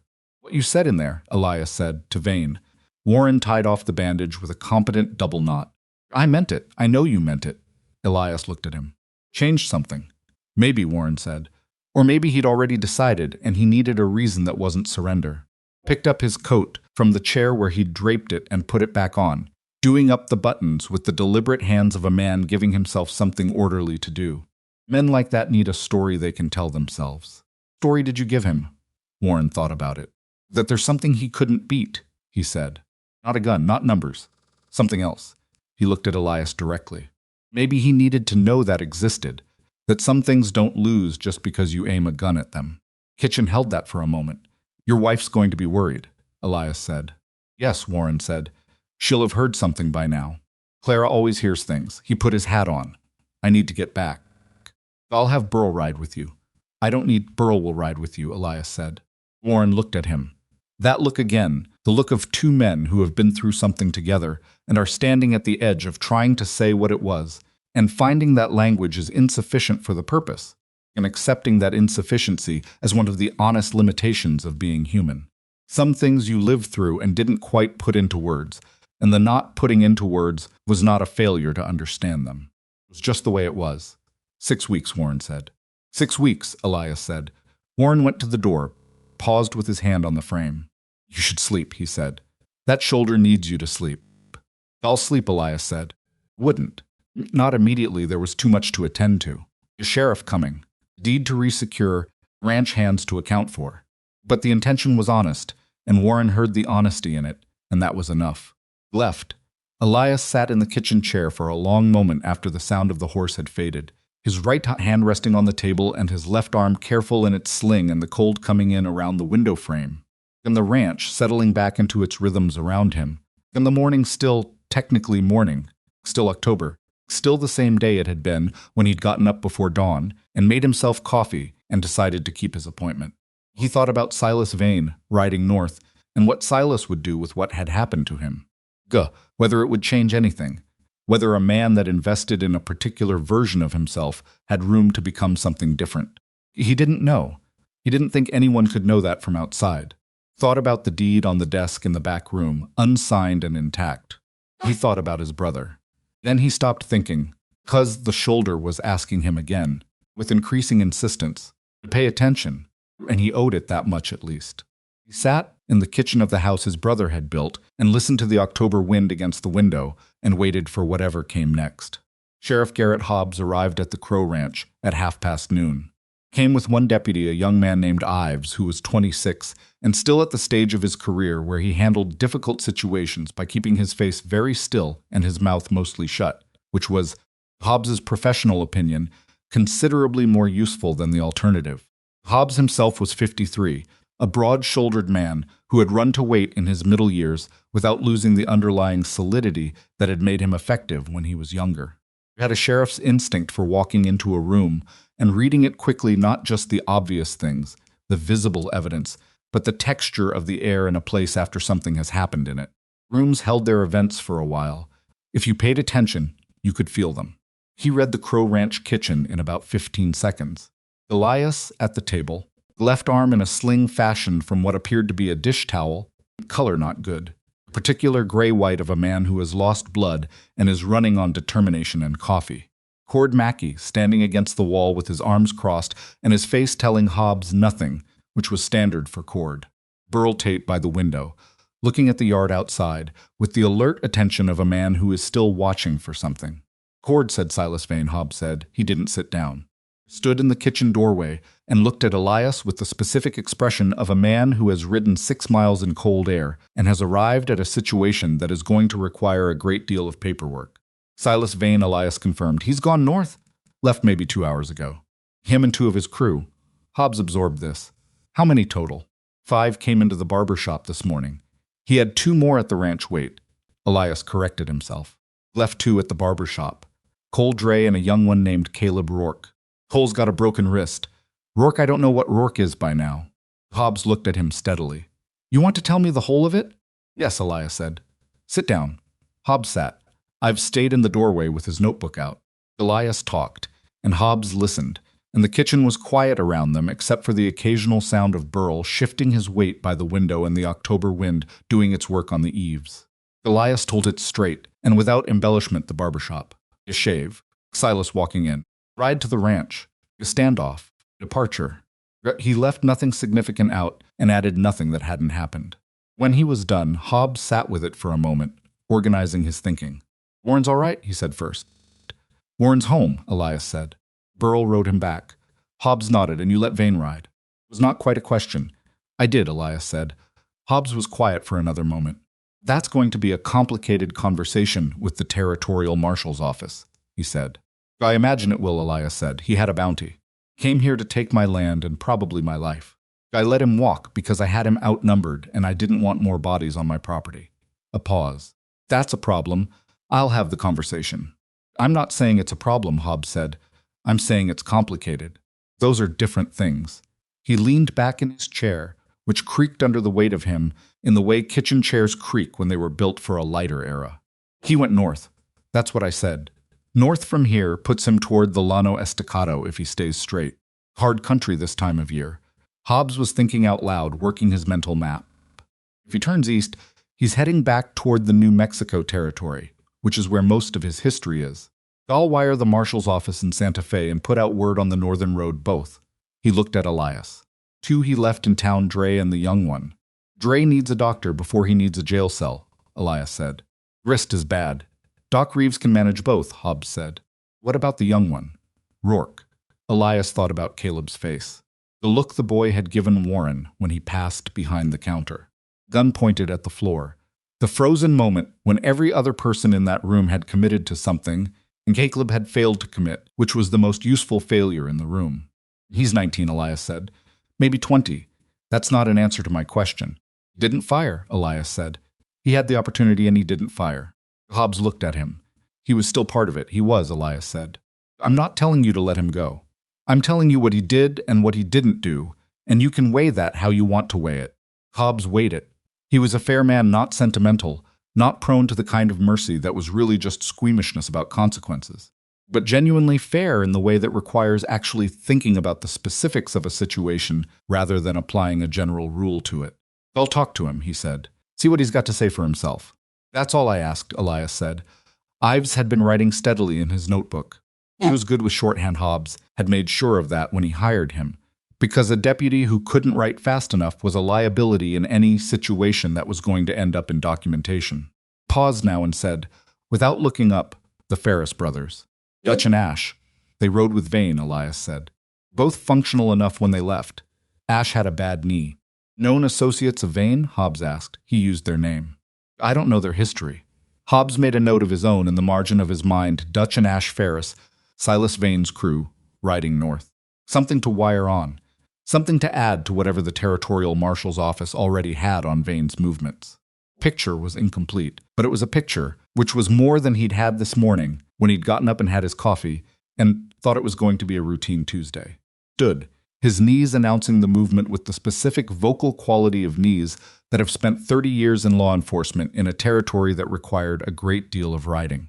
I'll ride into town and see to Dre and Rourke. Wire out this afternoon. He looked at Elias with the specific expression of a man who is about to say something that is going to be received poorly. You need the doctor. Warren patched it. Warren's a barber. Warren trained in a surgery in Ohio, Elias said. Bandaging's fine. The bandaging is not the issue, Hobbs said. Bullet wounds get infected. You know this. I know this, Elias agreed. Then I'll send Doc Reeves out this afternoon when I'm done in town, Hobbs said, in the tone of a man who is not making a suggestion. I'll be here. I'll be here, Elias said. Hobbs looked at him for a moment more, the look of a man running a final check on what he's seen and heard and deciding whether the picture is complete. Then he nodded. Once, a sheriff's nod that closed a conversation. And went back through the hall and out the front door. And Ives went with him. Notebook closed. and the sound of their horses leaving the yard was the sound of the official machinery of the situation engaging and taking over the parts that now belonged to it. Cord waited until the sound was gone, then said, "You should sleep." "Warren said that too," Elias said. "Warren's right." Elias looked at the table. At his right hand resting on it, the old scarred knuckles and the permanent stiffness in the two outer fingers where they'd been broken and set badly 20 years ago. Steady hands. Not Warren's hands, but his own, which had carried him through whatever they'd carried him through, and were still here, which he supposed was the only credential that mattered. "I'll sleep in an hour," he said. "You said that an hour ago," Cord said. Which was true. So Elias got up. Carefully, using the table's edge, went to the back room, where the deed was still on the desk and the strongbox was still open. And he stood in the room for a moment before doing anything else. Just standing in it. The way you sometimes need to stand in a room before you can do anything practical in it. Because something happened there, and the room needs to be acknowledged before it can return to being just a room. He put the deed back in the oilskin sleeve, and put the sleeve in the strongbox, and closed the lid and locked the padlock, and put the key back on the chain with his watch. Then he looked at the desk where the pen was. The ink had dried on the nib and would need to be cleaned before it was used again. Small domestic damage from an enormous morning. He set the pen carefully in its holder and moved the ink bottle back to its place on the shelf. Then he went to the small room off the back office that served as his bedroom, a spare room, a bed and a trunk and a hook on the wall for his coat, window looking east toward the pasture, and he sat on the edge of the bed and worked his boots off with one hand, which took longer than it should have. Gaughton lay back on the bed in his clothes with his left arm positioned carefully across his chest and the ceiling of his house above him. He slept almost immediately. Not the light, alert doze of a man in an uncertain situation, but the heavy, honest sleep of a man whose body has made a decision for him because he's used up everything it was willing to lend him. Kind of sleep that doesn't care about the time of day, or what's unresolved, or what needs to be done later. Kind that simply takes you. He dreamed about his brother. Not a difficult dream. Thomas, young, the way he'd been when they were building the house together, standing on the roof frame with the hammer in his hand and his face turned up to a blue summer sky, laughing at something Elias had said from below. Specific quality of Thomas's laugh surprised. Always slightly surprised, as if he hadn't expected whatever was funny to be as funny as it turned out to be. Elias had forgotten that quality until the dream gave it back to him. Stayed in the dream as long as it would hold. Doc Reeves arrived at 4 p.m. as promised, a thin, dry-humored man of 60 who had been the only doctor in Millbrook for 19 years and who had treated Elias for the knife wound in '63 and for a number of lesser injuries over the subsequent decades, and who therefore brought to the examination. The shoulder, a professional familiarity that saved everyone the awkward business of establishing context. He unwrapped Warren's bandaging, examined the wound with the dispassionate thoroughness of a man who has seen a great deal of torn flesh over a long career, and has not become callous about it, but has made a practical peace with it, then redressed it with the specific materials he'd brought from his bag. "Clean," he said, which was his whole assessment. "Warren did all right," Elias said. "Warren did fine," Reeves said, in the tone of a man conceding something he'd rather not concede. Pressure was right. The field knot is a little unconventional. "Learned in a surgery in Ohio," Reeves said. "Well," he tied off the fresh dressing and began returning things to his bag with the organized efficiency of a man who has done this particular sequence of actions thousands of times. "Keep the arm immobile for a week. 2 would be better. I know you won't manage 2, so I'm telling you 1 is the minimum and not an opening position." 1 week, Elias said. "No writing for 2, Elias said nothing. "That's not negotiable," Reeves said. "I heard you. Hearing me and agreeing with me are different things, and I know which one you're doing." Reeves clicked his bag closed. "Cord Mackey can manage the ranch for 2 weeks. It hasn't fallen apart in his care before." "It's not the ranch," Elias said. Reeves looked at him. He'd known Elias long enough to know that further argument was expended energy, and he'd learned to distinguish between the situations where expended energy produced results and the situations where it merely produced the expending of energy. "If the wound shows any sign of fever in the next 48 hours, you send for me immediately," he said. "Not in the morning, immediately." "Understood." Reeves left. Cord saw him out and came back to say that Burl had returned from town with news. Coldray was in custody and being seen by a different doctor for his wrist. Caleb Rourke was in the sheriff's office. where he had apparently sat down when Hobbs walked in and told the whole story without being asked, including details about Silas Vane's operations that the Territorial Marshal's office was going to find extremely useful. Been talking for 2 hours when Burl left. Elias sat with that information for a moment. Rourke's going to face something, Cord said, even if he talks. Yes, Elias said, he is. You feel bad about that? Elias thought about it honestly. I feel something about it, he said. Not the same thing as bad. Cord accepted this without further inquiry, which was one of the things Elias valued about him. That evening, after the light had faded from the east window and the cold had settled fully into the house, and Burl had made something approximating supper out of whatever was in the larder, Elias sat at the kitchen table with a cup of coffee going cold at his elbow and the lamp burning low, and he wrote a letter. Not to anyone official, not to the marshal's office or the county courthouse.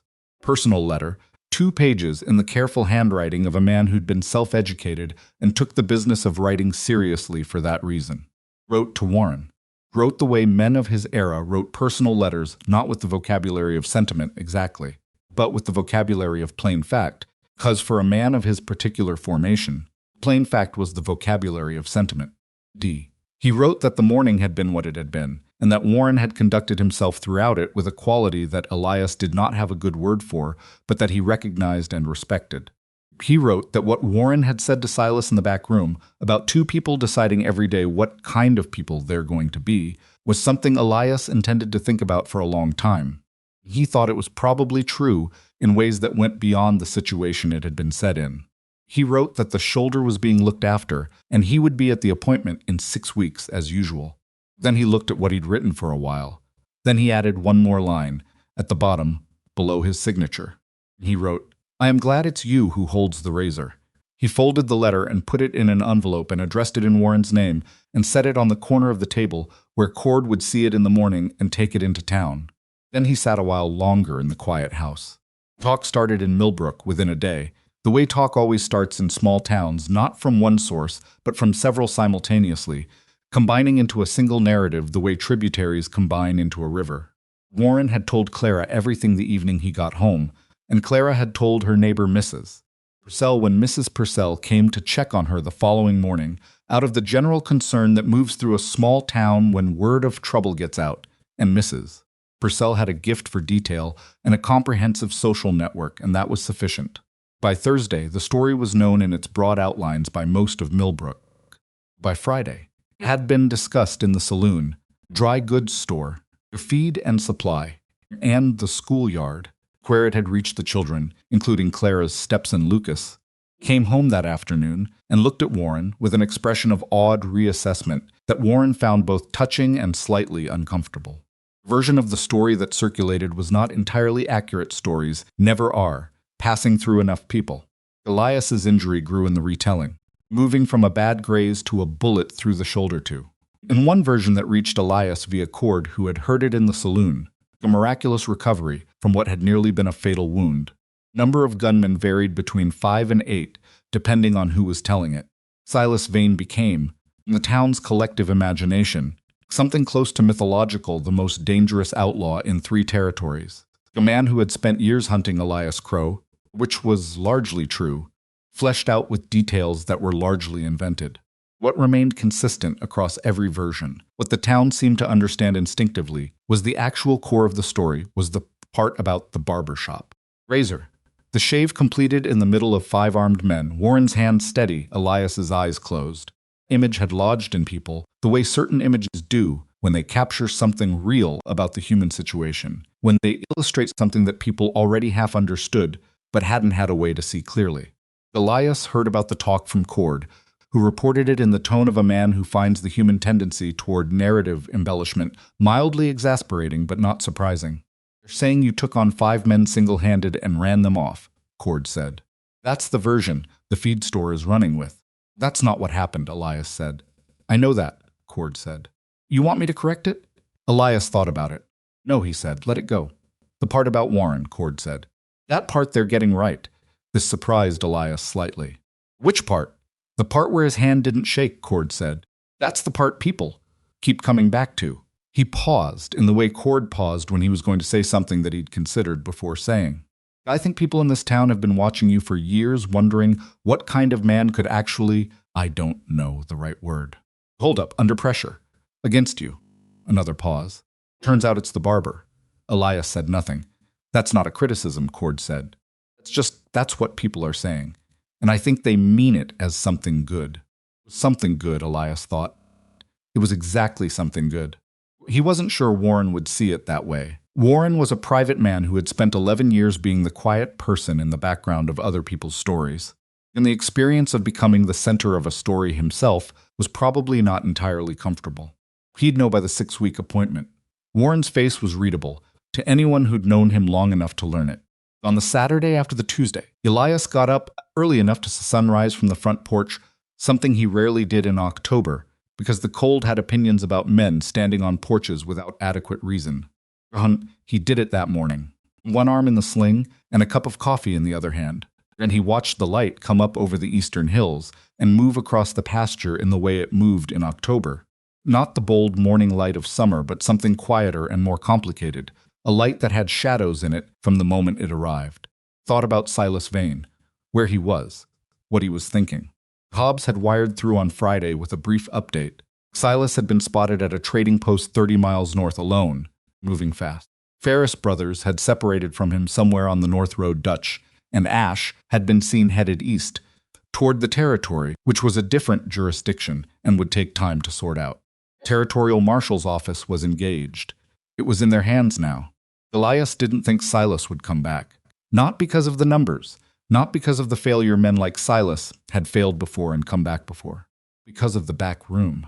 Because of what Warren had said, and the way Silas had listened to it, and the specific quality of silence that had settled on Silas afterward. The silence of a man absorbing something that has rearranged the furniture in a room he thought he knew well. Couldn't know what a man would do with that. Maybe nothing. Maybe it would sit in him for years before it did anything at all. Or maybe it would sit in him forever and never do anything. And Silas Vane would spend the rest of his hard life pursuing the version of himself that he'd decided to be at 17 and never questioning it again. Something had moved. Elias had seen things move in men before, and he recognized the quality of that particular motion, and he thought it was real. Whether it was enough was not his business. He'd spent 50 years worrying about what was his business and what wasn't, and the only conclusion he'd reached was that the line was real even if it was hard to find. You had to respect it, or you'd spend all your energy on other people's problems and have nothing left for your own. Drank his coffee. The hawk was back on the eastern thermals. Or a different hawk at this distance. Gone this morning. Couldn't tell. And he decided it didn't matter. Watched it work the air and thought about what Cord had said.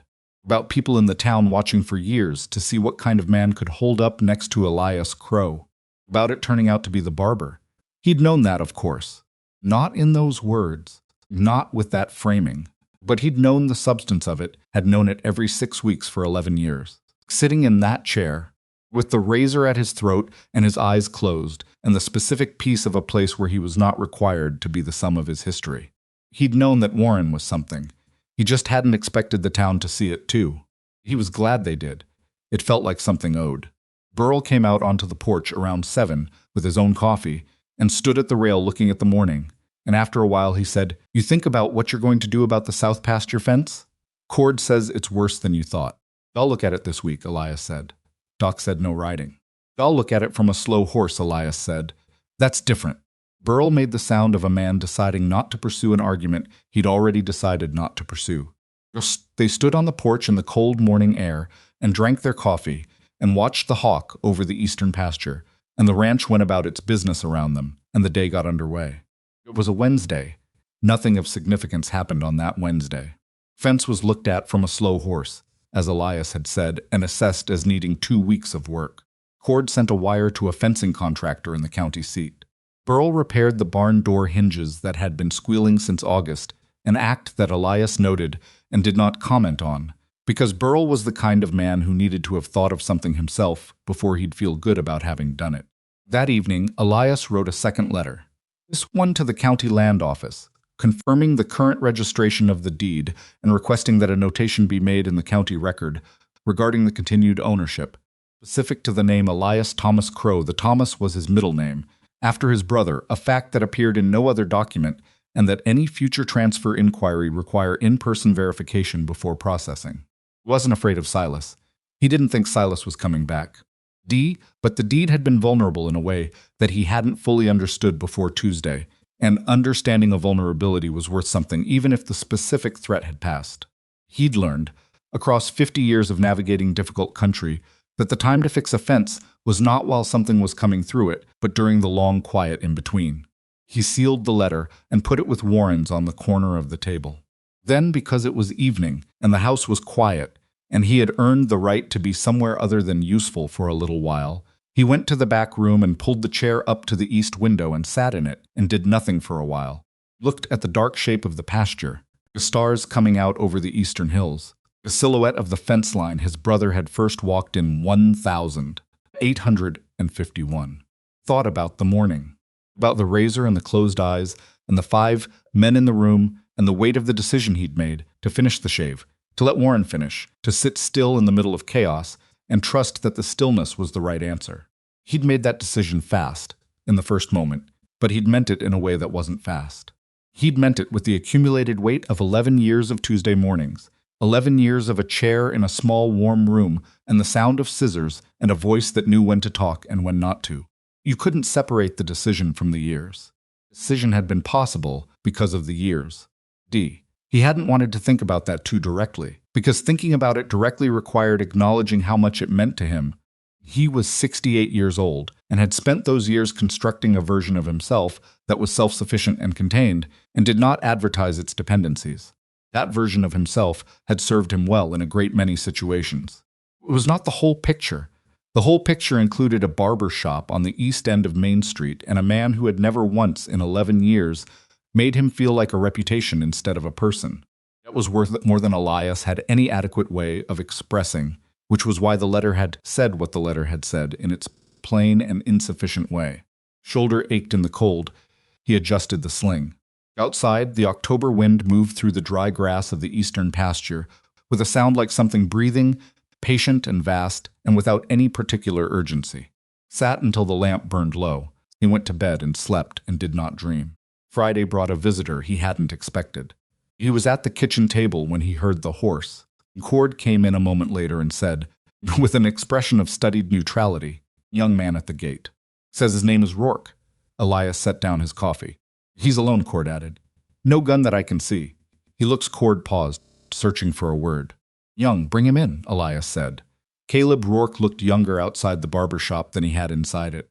Partly the daylight, and partly the fact that he was no longer carrying a drawn weapon and the specific gravity that creates around a person, and partly the fact that whatever had been sustaining him through the previous days, the forward motion of Silas's plan, the context of being part of something organized and purposeful, had apparently dissolved, and what was left underneath it was a 20-year-old in a coat that was too thin for October, sitting on a horse at the gate of a man whose property he'd helped to threaten 4 days ago. Came in and stood in the kitchen, and did not sit down when Elias gestured at the chair, because sitting there felt like comfort, and comfort did not seem like what he was entitled to. He stood with his hat in his hands, and his eyes on a point slightly to the left of Elias's shoulder, which was the posture of a man who wants to look someone in the eye and is having trouble finding the nerve.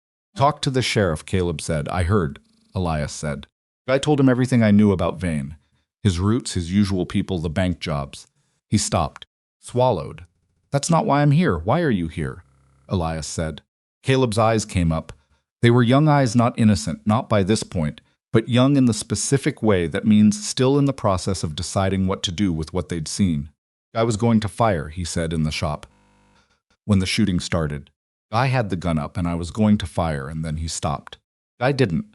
"I know," Elias said. "I've been trying to figure out why," Caleb said. "I was with Vane 8 months. I knew what the job was. I'd done other things before this." "I wasn't." He stopped again. What crossed his face was not shame exactly, but something adjacent to it, something that was doing the work shame does when a person is being honest about themselves. "I wasn't a man who didn't know what he was getting into."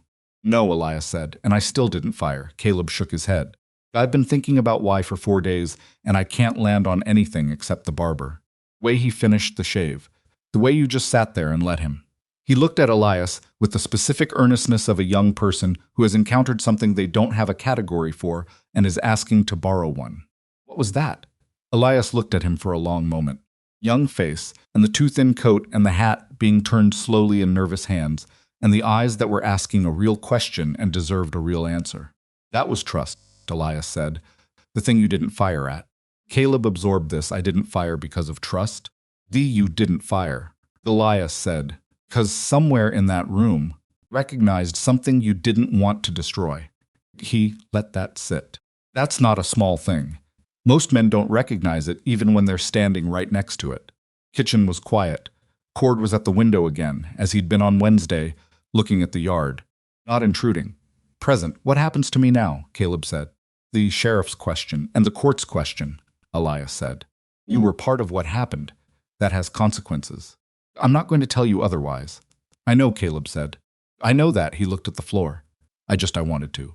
He stopped, and the stopping was honest, because what he'd come here to do wasn't a thing with clean language around it. He'd come because he needed to look at the man he hadn't shot and say something to him directly, and it turned out the thing he needed to say didn't have a word for itself. Came, Elias said. That's enough. Caleb looked at him. You made one decision on Tuesday and a different decision on Friday, Elias said. Both of those are yours. I can't tell you what they add up to over a lifetime. But I can tell you that the second decision is not nothing, and neither is showing up here. A pause. Take something to show up. Caleb stood in the kitchen for another moment. Then he put his hat back on, carefully, and said, I'm sorry for the barber. I want him to know that. You can tell him yourself, Elias said. Shop's on the east end of Main Street. He'll be there Monday morning. Caleb nodded. He started toward the hall, then stopped without turning around. Barber, he said, when he said that thing to Vane. About two people deciding every day what kind of people they're going to be. A pause. Is that something he figured out himself? Or is that something he learned from you? Elias thought about it. I think we figured it out together, he said. Over a long time, without realizing we were doing it. Caleb nodded, a final time, and went out. Cord watched him ride away from the window and then turned back to Elias with his customary expression of non-expression. That was a lot of riding, Cord said, for a young man with legal trouble. Yes, Elias said. You think he'll be all right? Elias picked up his coffee. It had gone cold while Caleb was there. He drank it anyway, because cold coffee was still coffee, and you didn't waste things just because they weren't what you'd prefer. I think he might be, he said, if he makes the right next few decisions. People don't, Cord said. Most people don't, Elias agreed. But some do. He set the cup down. That's enough of a number to be worth accounting for. 6 weeks passed the way October into November passes in that part of Texas, not gently. Not dramatically, but with the steady accumulating weight of cold that settles into the land and the bones simultaneously, kind of cold that doesn't announce itself with storms, but simply arrives one morning in the quality of the light and doesn't leave.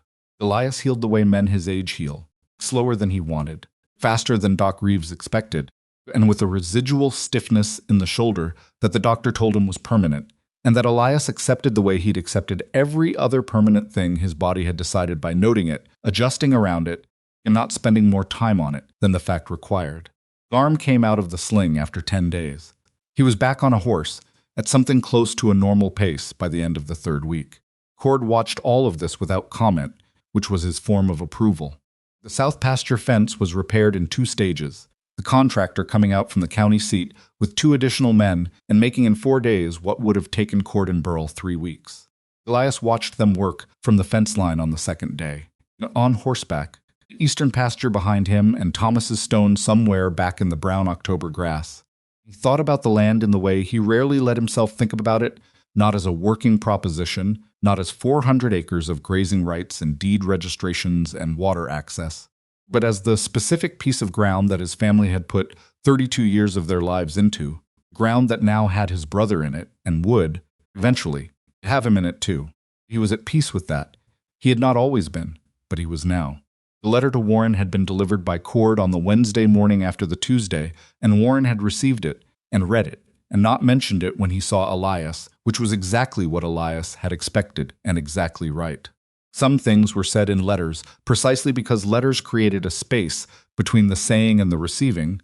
Space where the thing said could settle into its proper size without the awkwardness of two people standing in a room together while it found its dimensions. What Warren had done with the letter after reading it, Elias didn't know and didn't ask. Caleb Rourke had gone to Warren's shop on the Monday morning Elias had suggested, and whatever passed between them in that shop, Elias never learned the details of. What he knew was that Warren mentioned it once, briefly, at the next appointment, saying only that the boy had come in and that they'd talked for a while, and that Warren had cut his hair while they talked because it needed cutting and because having something practical to do with your hands makes difficult conversations easier. Struck Elias as exactly the right instinct, and he said so, and Warren shrugged in the way he shrugged when he agreed with something but didn't need to make a production of it. Caleb's legal situation had resolved imperfectly, as legal situations involving young men and bad decisions tend to resolve. Been charged with a reduced count, his testimony about Silas Vane's operations having generated enough goodwill in the prosecutor's office to matter. He'd been given 2 years of supervised movement within the county, a fine he'd need time to pay, and a set of conditions that amounted to the territorial justice system saying, "We're giving you a length of rope, and what you do with it is up to you." Whether that was justice or mercy or both, or neither was a question Elias had thought about and concluded was not his to answer. Court's answer, and Caleb's, and the only thing Elias could do with it was note it and let it be. Coldray's wrist had been set and splinted. He'd faced more serious charges prior history, more active participation, and had not been extended the same consideration as Rourke. That was also the court's answer. The Ferris brothers had been picked up in New Mexico territory 3 weeks after the Tuesday, turned over to a different jurisdiction, and were someone else's problem to sort out. Silas Vane had not been found. Hobbs had told Elias this on a Saturday afternoon visit, the sheriff riding out to the ranch in the way he occasionally rode out when he had something specific to say and wanted to say it in person rather than via cord or a note. They'd sat on the porch with coffee, and Hobbs had laid out what the territorial marshal's office had and hadn't. Silas had been seen at the trading post 30 miles north, then at a river crossing 40 miles beyond that. Then, not again. Trail went into the Llano Estacado and didn't come out the other side, at least not in any place that the law had been looking. He was either deep in the territory or he crossed into another state, Hobbs said. Colorado or New Mexico, maybe further, or the Llano, Elias said. Hobbs looked at him. They both knew what the Llano Estacado was in late October, the vast high plains, the empty cap rock, the kind of country that didn't distinguish between a fugitive and a traveler when the weather turned. Maybe, Hobbs said. They haven't found anything. Elias drank his coffee. He had good gear and a good horse, he said. Smart. He'll have gotten through. You sound almost like you hope so, Hobbs said. Elias considered the observation honestly. I don't hope for anything specific about Silas Vane, he said. I don't think the Llano is how it ends for him. How do you think it ends? I think he's out there somewhere, Elias said, trying to figure out what to do with what happened to him. He paused. That takes time. Hobbs looked at him with the expression of a man who has known Elias Crowe for 15 years and has learned to take his assessments seriously even when they were arrived at through routes that the law couldn't formally recognize. You think Warren got through to him? I think something did, Elias said. Warren or the situation, or just running out of road. He shook his head. I can't know which. I just know that what I saw in that back room wasn't a man who'd decided he was going to come back. That's not a guarantee, Hobbs said. No, Elias agreed. It's not. Hobbs finished his coffee and rode back to town, and Elias sat on the porch a while longer after he'd gone. Cold had real teeth in it now, November cold instead of October cold, and the hills to the east had taken on the spare, stripped quality of late autumn, grasses flat and pale under a sky that couldn't quite decide between cloud and clear. It was the kind of afternoon that felt like waiting the land, waiting for winter, the year waiting for its own ending. He was not afraid of Silas coming back. He wanted to examine that carefully, make sure it was genuine, and not the false confidence of a man who'd survived something and was now telling himself a convenient story about why he didn't need to be concerned. He examined it. It held. He had no specific intelligence that Silas wouldn't return. Nothing provable. But he had the memory of what he'd seen in the man's face in the back room. And 50 years of reading men in high-pressure situations had given him a working instrument for that kind of reading, and the instrument said, he's gone. Whether gone meant reformed was a different question, and one Elias genuinely couldn't answer. Seen men changed by a single moment, and he'd seen men unchanged by 1,000 moments, and he had no reliable way to know which kind Silas was. What he had was the fact of the moment itself, the reality that something had moved in Silas's face when Warren spoke, and you couldn't unfeel something that had genuinely moved you.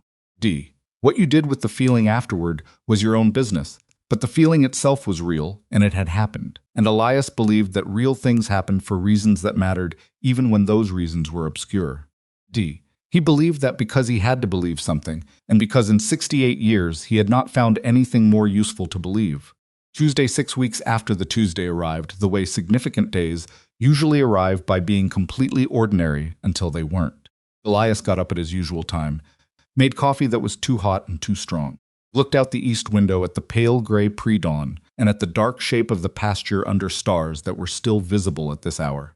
Thin cold sky of early December having the quality of old glass through which distant light was imperfectly passing.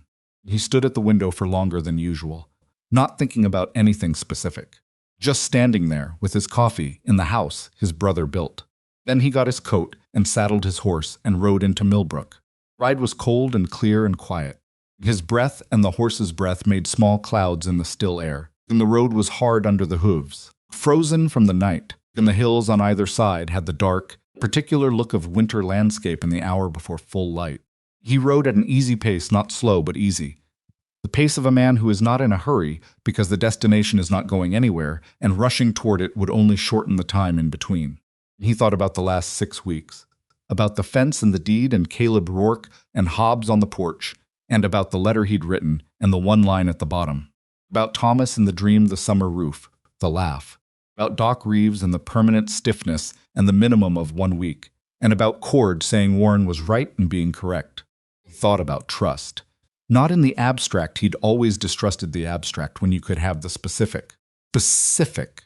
11 years of 6-week intervals, 45 minutes each, a chair and a razor, and a man who had learned him the way you learn the particular weather of a particular piece of country, not by studying it, but by being present in it, consistently, across enough seasons to know its patterns and its exceptions both. Specific, the hand that had not shaken when it mattered most. Words in the back room that had rearranged the furniture in a way that was still, 6 weeks later, registering its effects. The letter that said what the letter said, in the plain and insufficient and entirely genuine language of an old man who had run out of reasons to be indirect about the things that were true. Spent 50 years perfecting a self-sufficiency that was real but incomplete. Kept him alive. It had kept him intact, mostly. But it had also cost him things: the ordinary softening of a life that includes people who know you, the particular richness of being known by someone who has no stake in the version of you that the world requires. He had paid that cost deliberately, believing it was necessary, and for large portions of his life it had been necessary in the ways that hard country requires hard choices. What he hadn't understood, or had understood and refused to look at directly, was that the self-sufficiency had a door in it. One door. And Warren had been standing in it for 11 years without either of them naming what that meant. He understood it now. He was 68 years old, and he was riding into town on a cold December morning with a scar on his shoulder that pulled when the weather changed. And he understood it in the way you understand things when you've been through enough to stop pretending you don't know what you know. Trust was not a vulnerability. It was not a door left unlocked. It was the only thing that made any of the rest of it, the surviving, the enduring, the waking up at 68 and getting on a horse and riding into another cold morning, worth a damn. Always known this. Somewhere. He just hadn't let himself say it until someone pointed a gun at the evidence.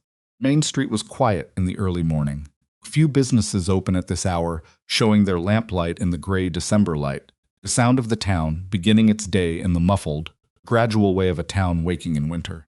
He tied his horse at the post in front of Warren's shop and stood on the boardwalk for a moment, looking at the familiar front of it, the red and white pole that Warren kept clean even in winter. Window with its neat lettering.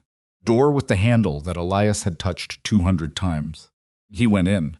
The shop was warm. Warren had had the stove going long enough to take the chill fully off the air, and the smell was the smell it always was. Soap and warm metal, and the particular dry sweetness of talc, and the underlying smell of the old wood of the walls, which had absorbed 11 years of this same warmth and gave it back every morning. Warren was at the counter, arranging his implements in the order he always arranged them, and he looked up when the door opened. They looked at each other. Not a dramatic look, not the look of two men who have survived something together and are now meeting again for the first time since surviving it, loaded with significance and unspoken weight.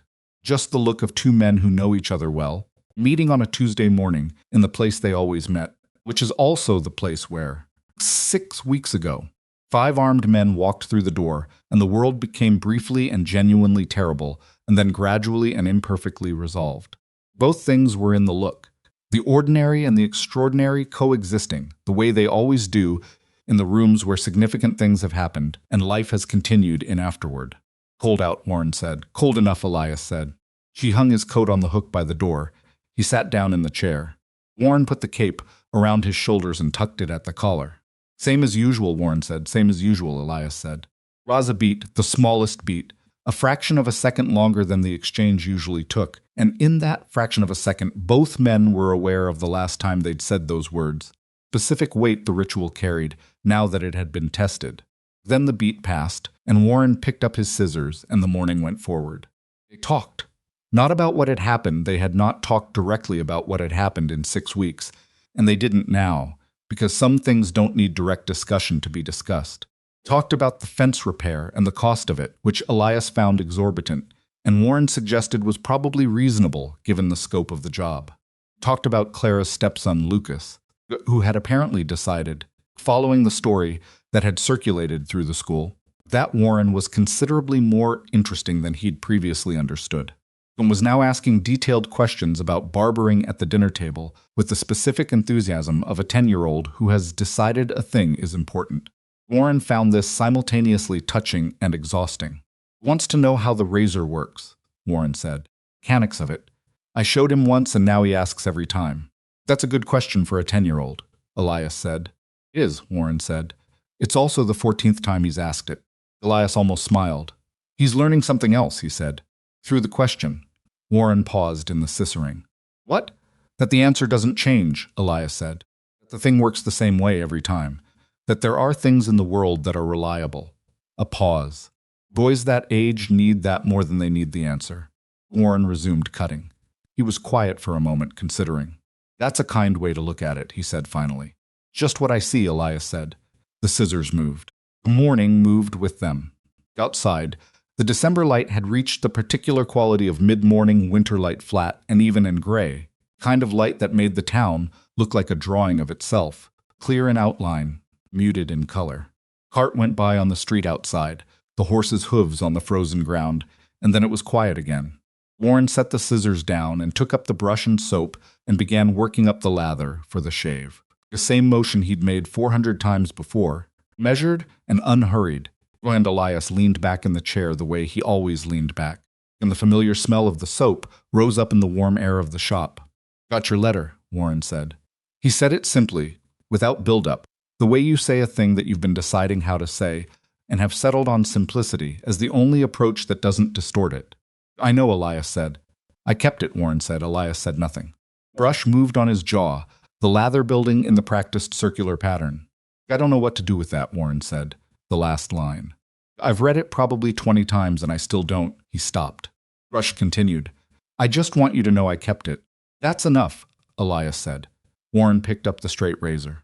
Elias closed his eyes, and in the particular quiet that followed the quiet of a warm room on a cold morning, 2 men and a razor and 11 years of Tuesdays and one Tuesday that was different from all the others and had changed something in the geometry of both their lives, the shave proceeded.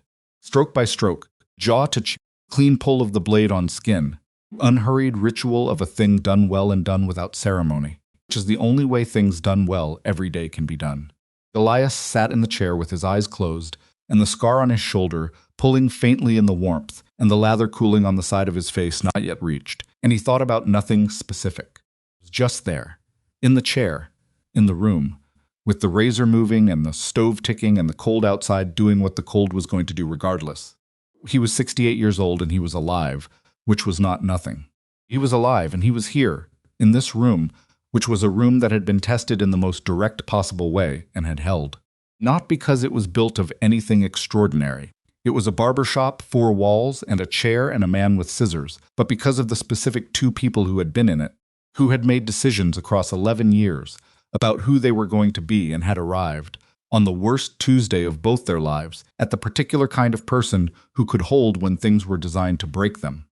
That was not an accident. That was not luck. That was the accumulated weight of 1,000 small decisions made in ordinary circumstances. That determined what a person was made of when the circumstances stopped being ordinary. Razor reached his chin and lifted. "Done," Warren said. Elias opened his eyes. He reached up with his right hand, the habit, the check, and felt his jaw. Smooth, clean, same as always. He looked at Warren in the mirror. Warren looked back at him. "Good work," Elias said. "Same as usual," Warren said.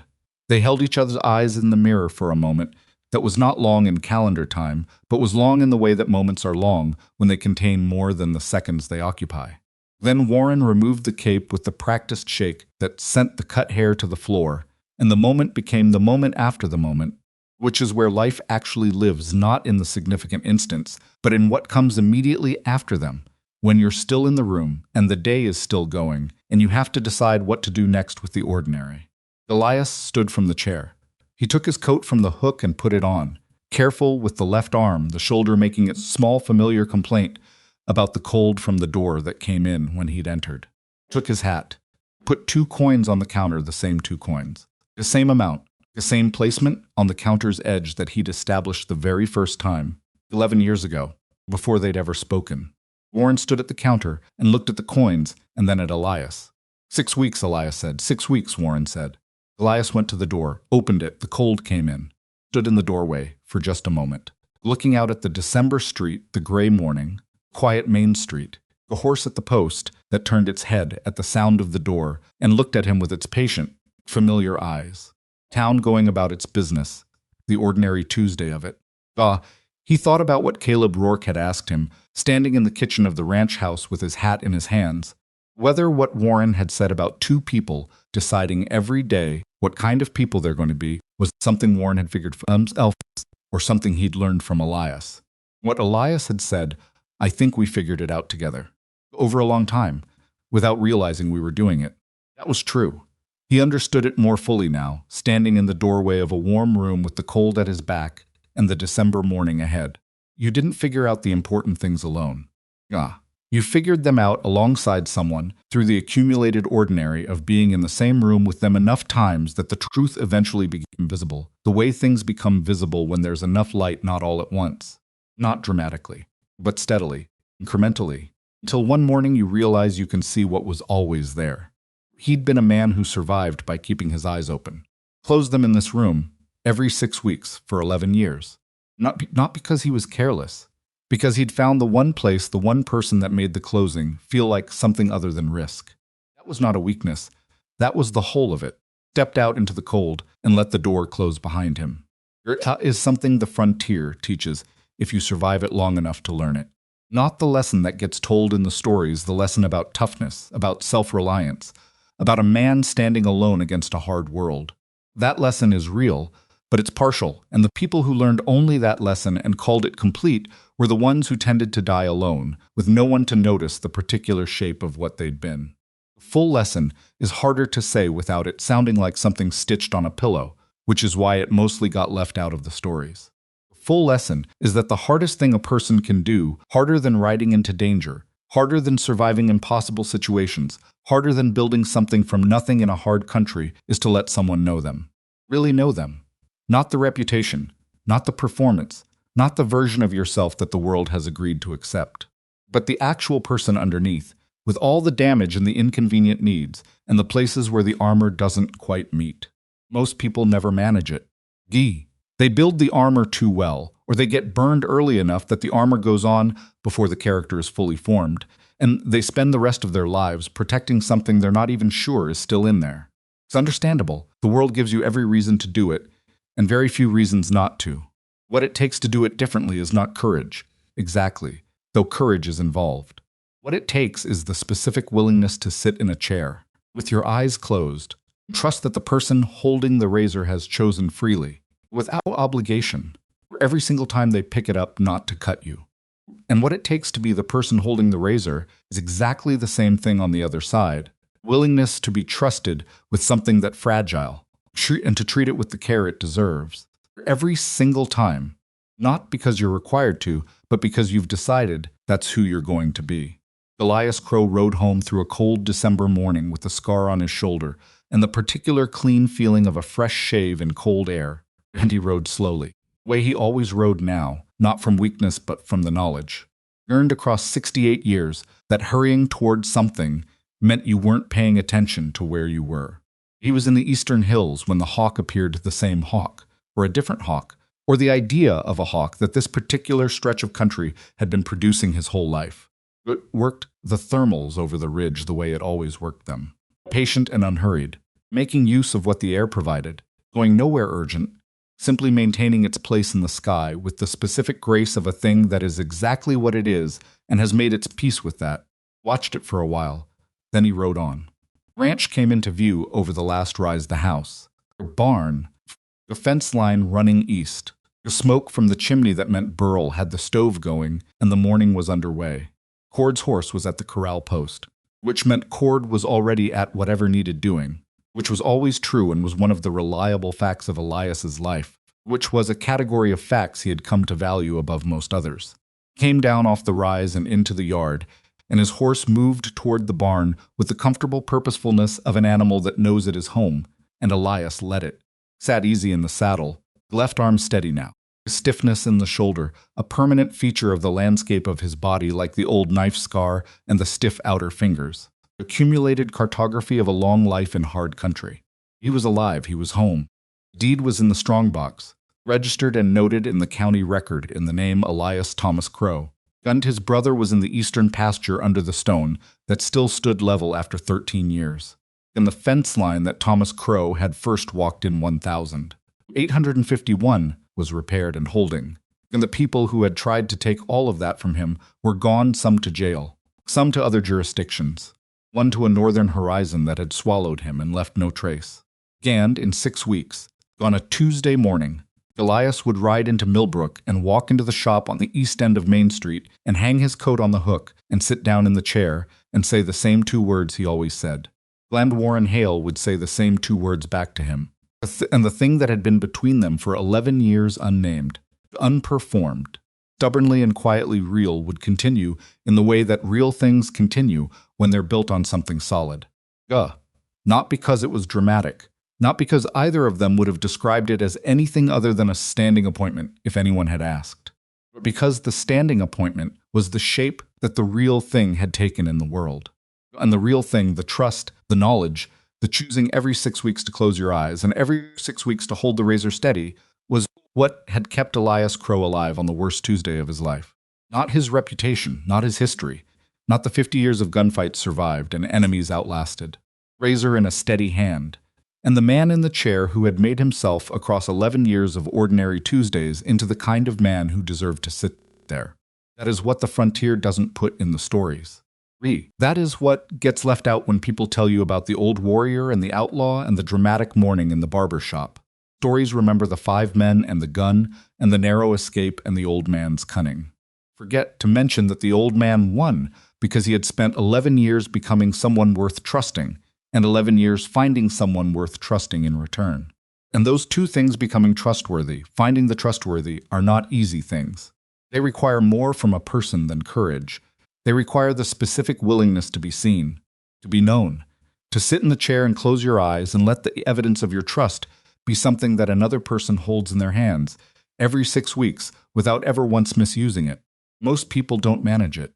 Elias Crowe managed it, late in his life, in a barbershop in a town that most maps didn't bother with. With a man who had nothing to recommend him to the history books and everything to recommend him to the people who knew him. Story, not the 5 men. Not the gun, not the scar. Razor, the closed eyes. The hand that did not shake. The 2 men who, for 11 years and counting, had decided every Tuesday what kind of people they were going to be and had kept deciding, even when someone pointed a gun at the decision, to be exactly those people. Cord was coming out of the barn when Elias rode in, and he looked up and assessed and said nothing, which meant everything was as it should be. Elias dismounted and handed off the reins and went inside, and the door of the house his brother built closed behind him, and the morning went on.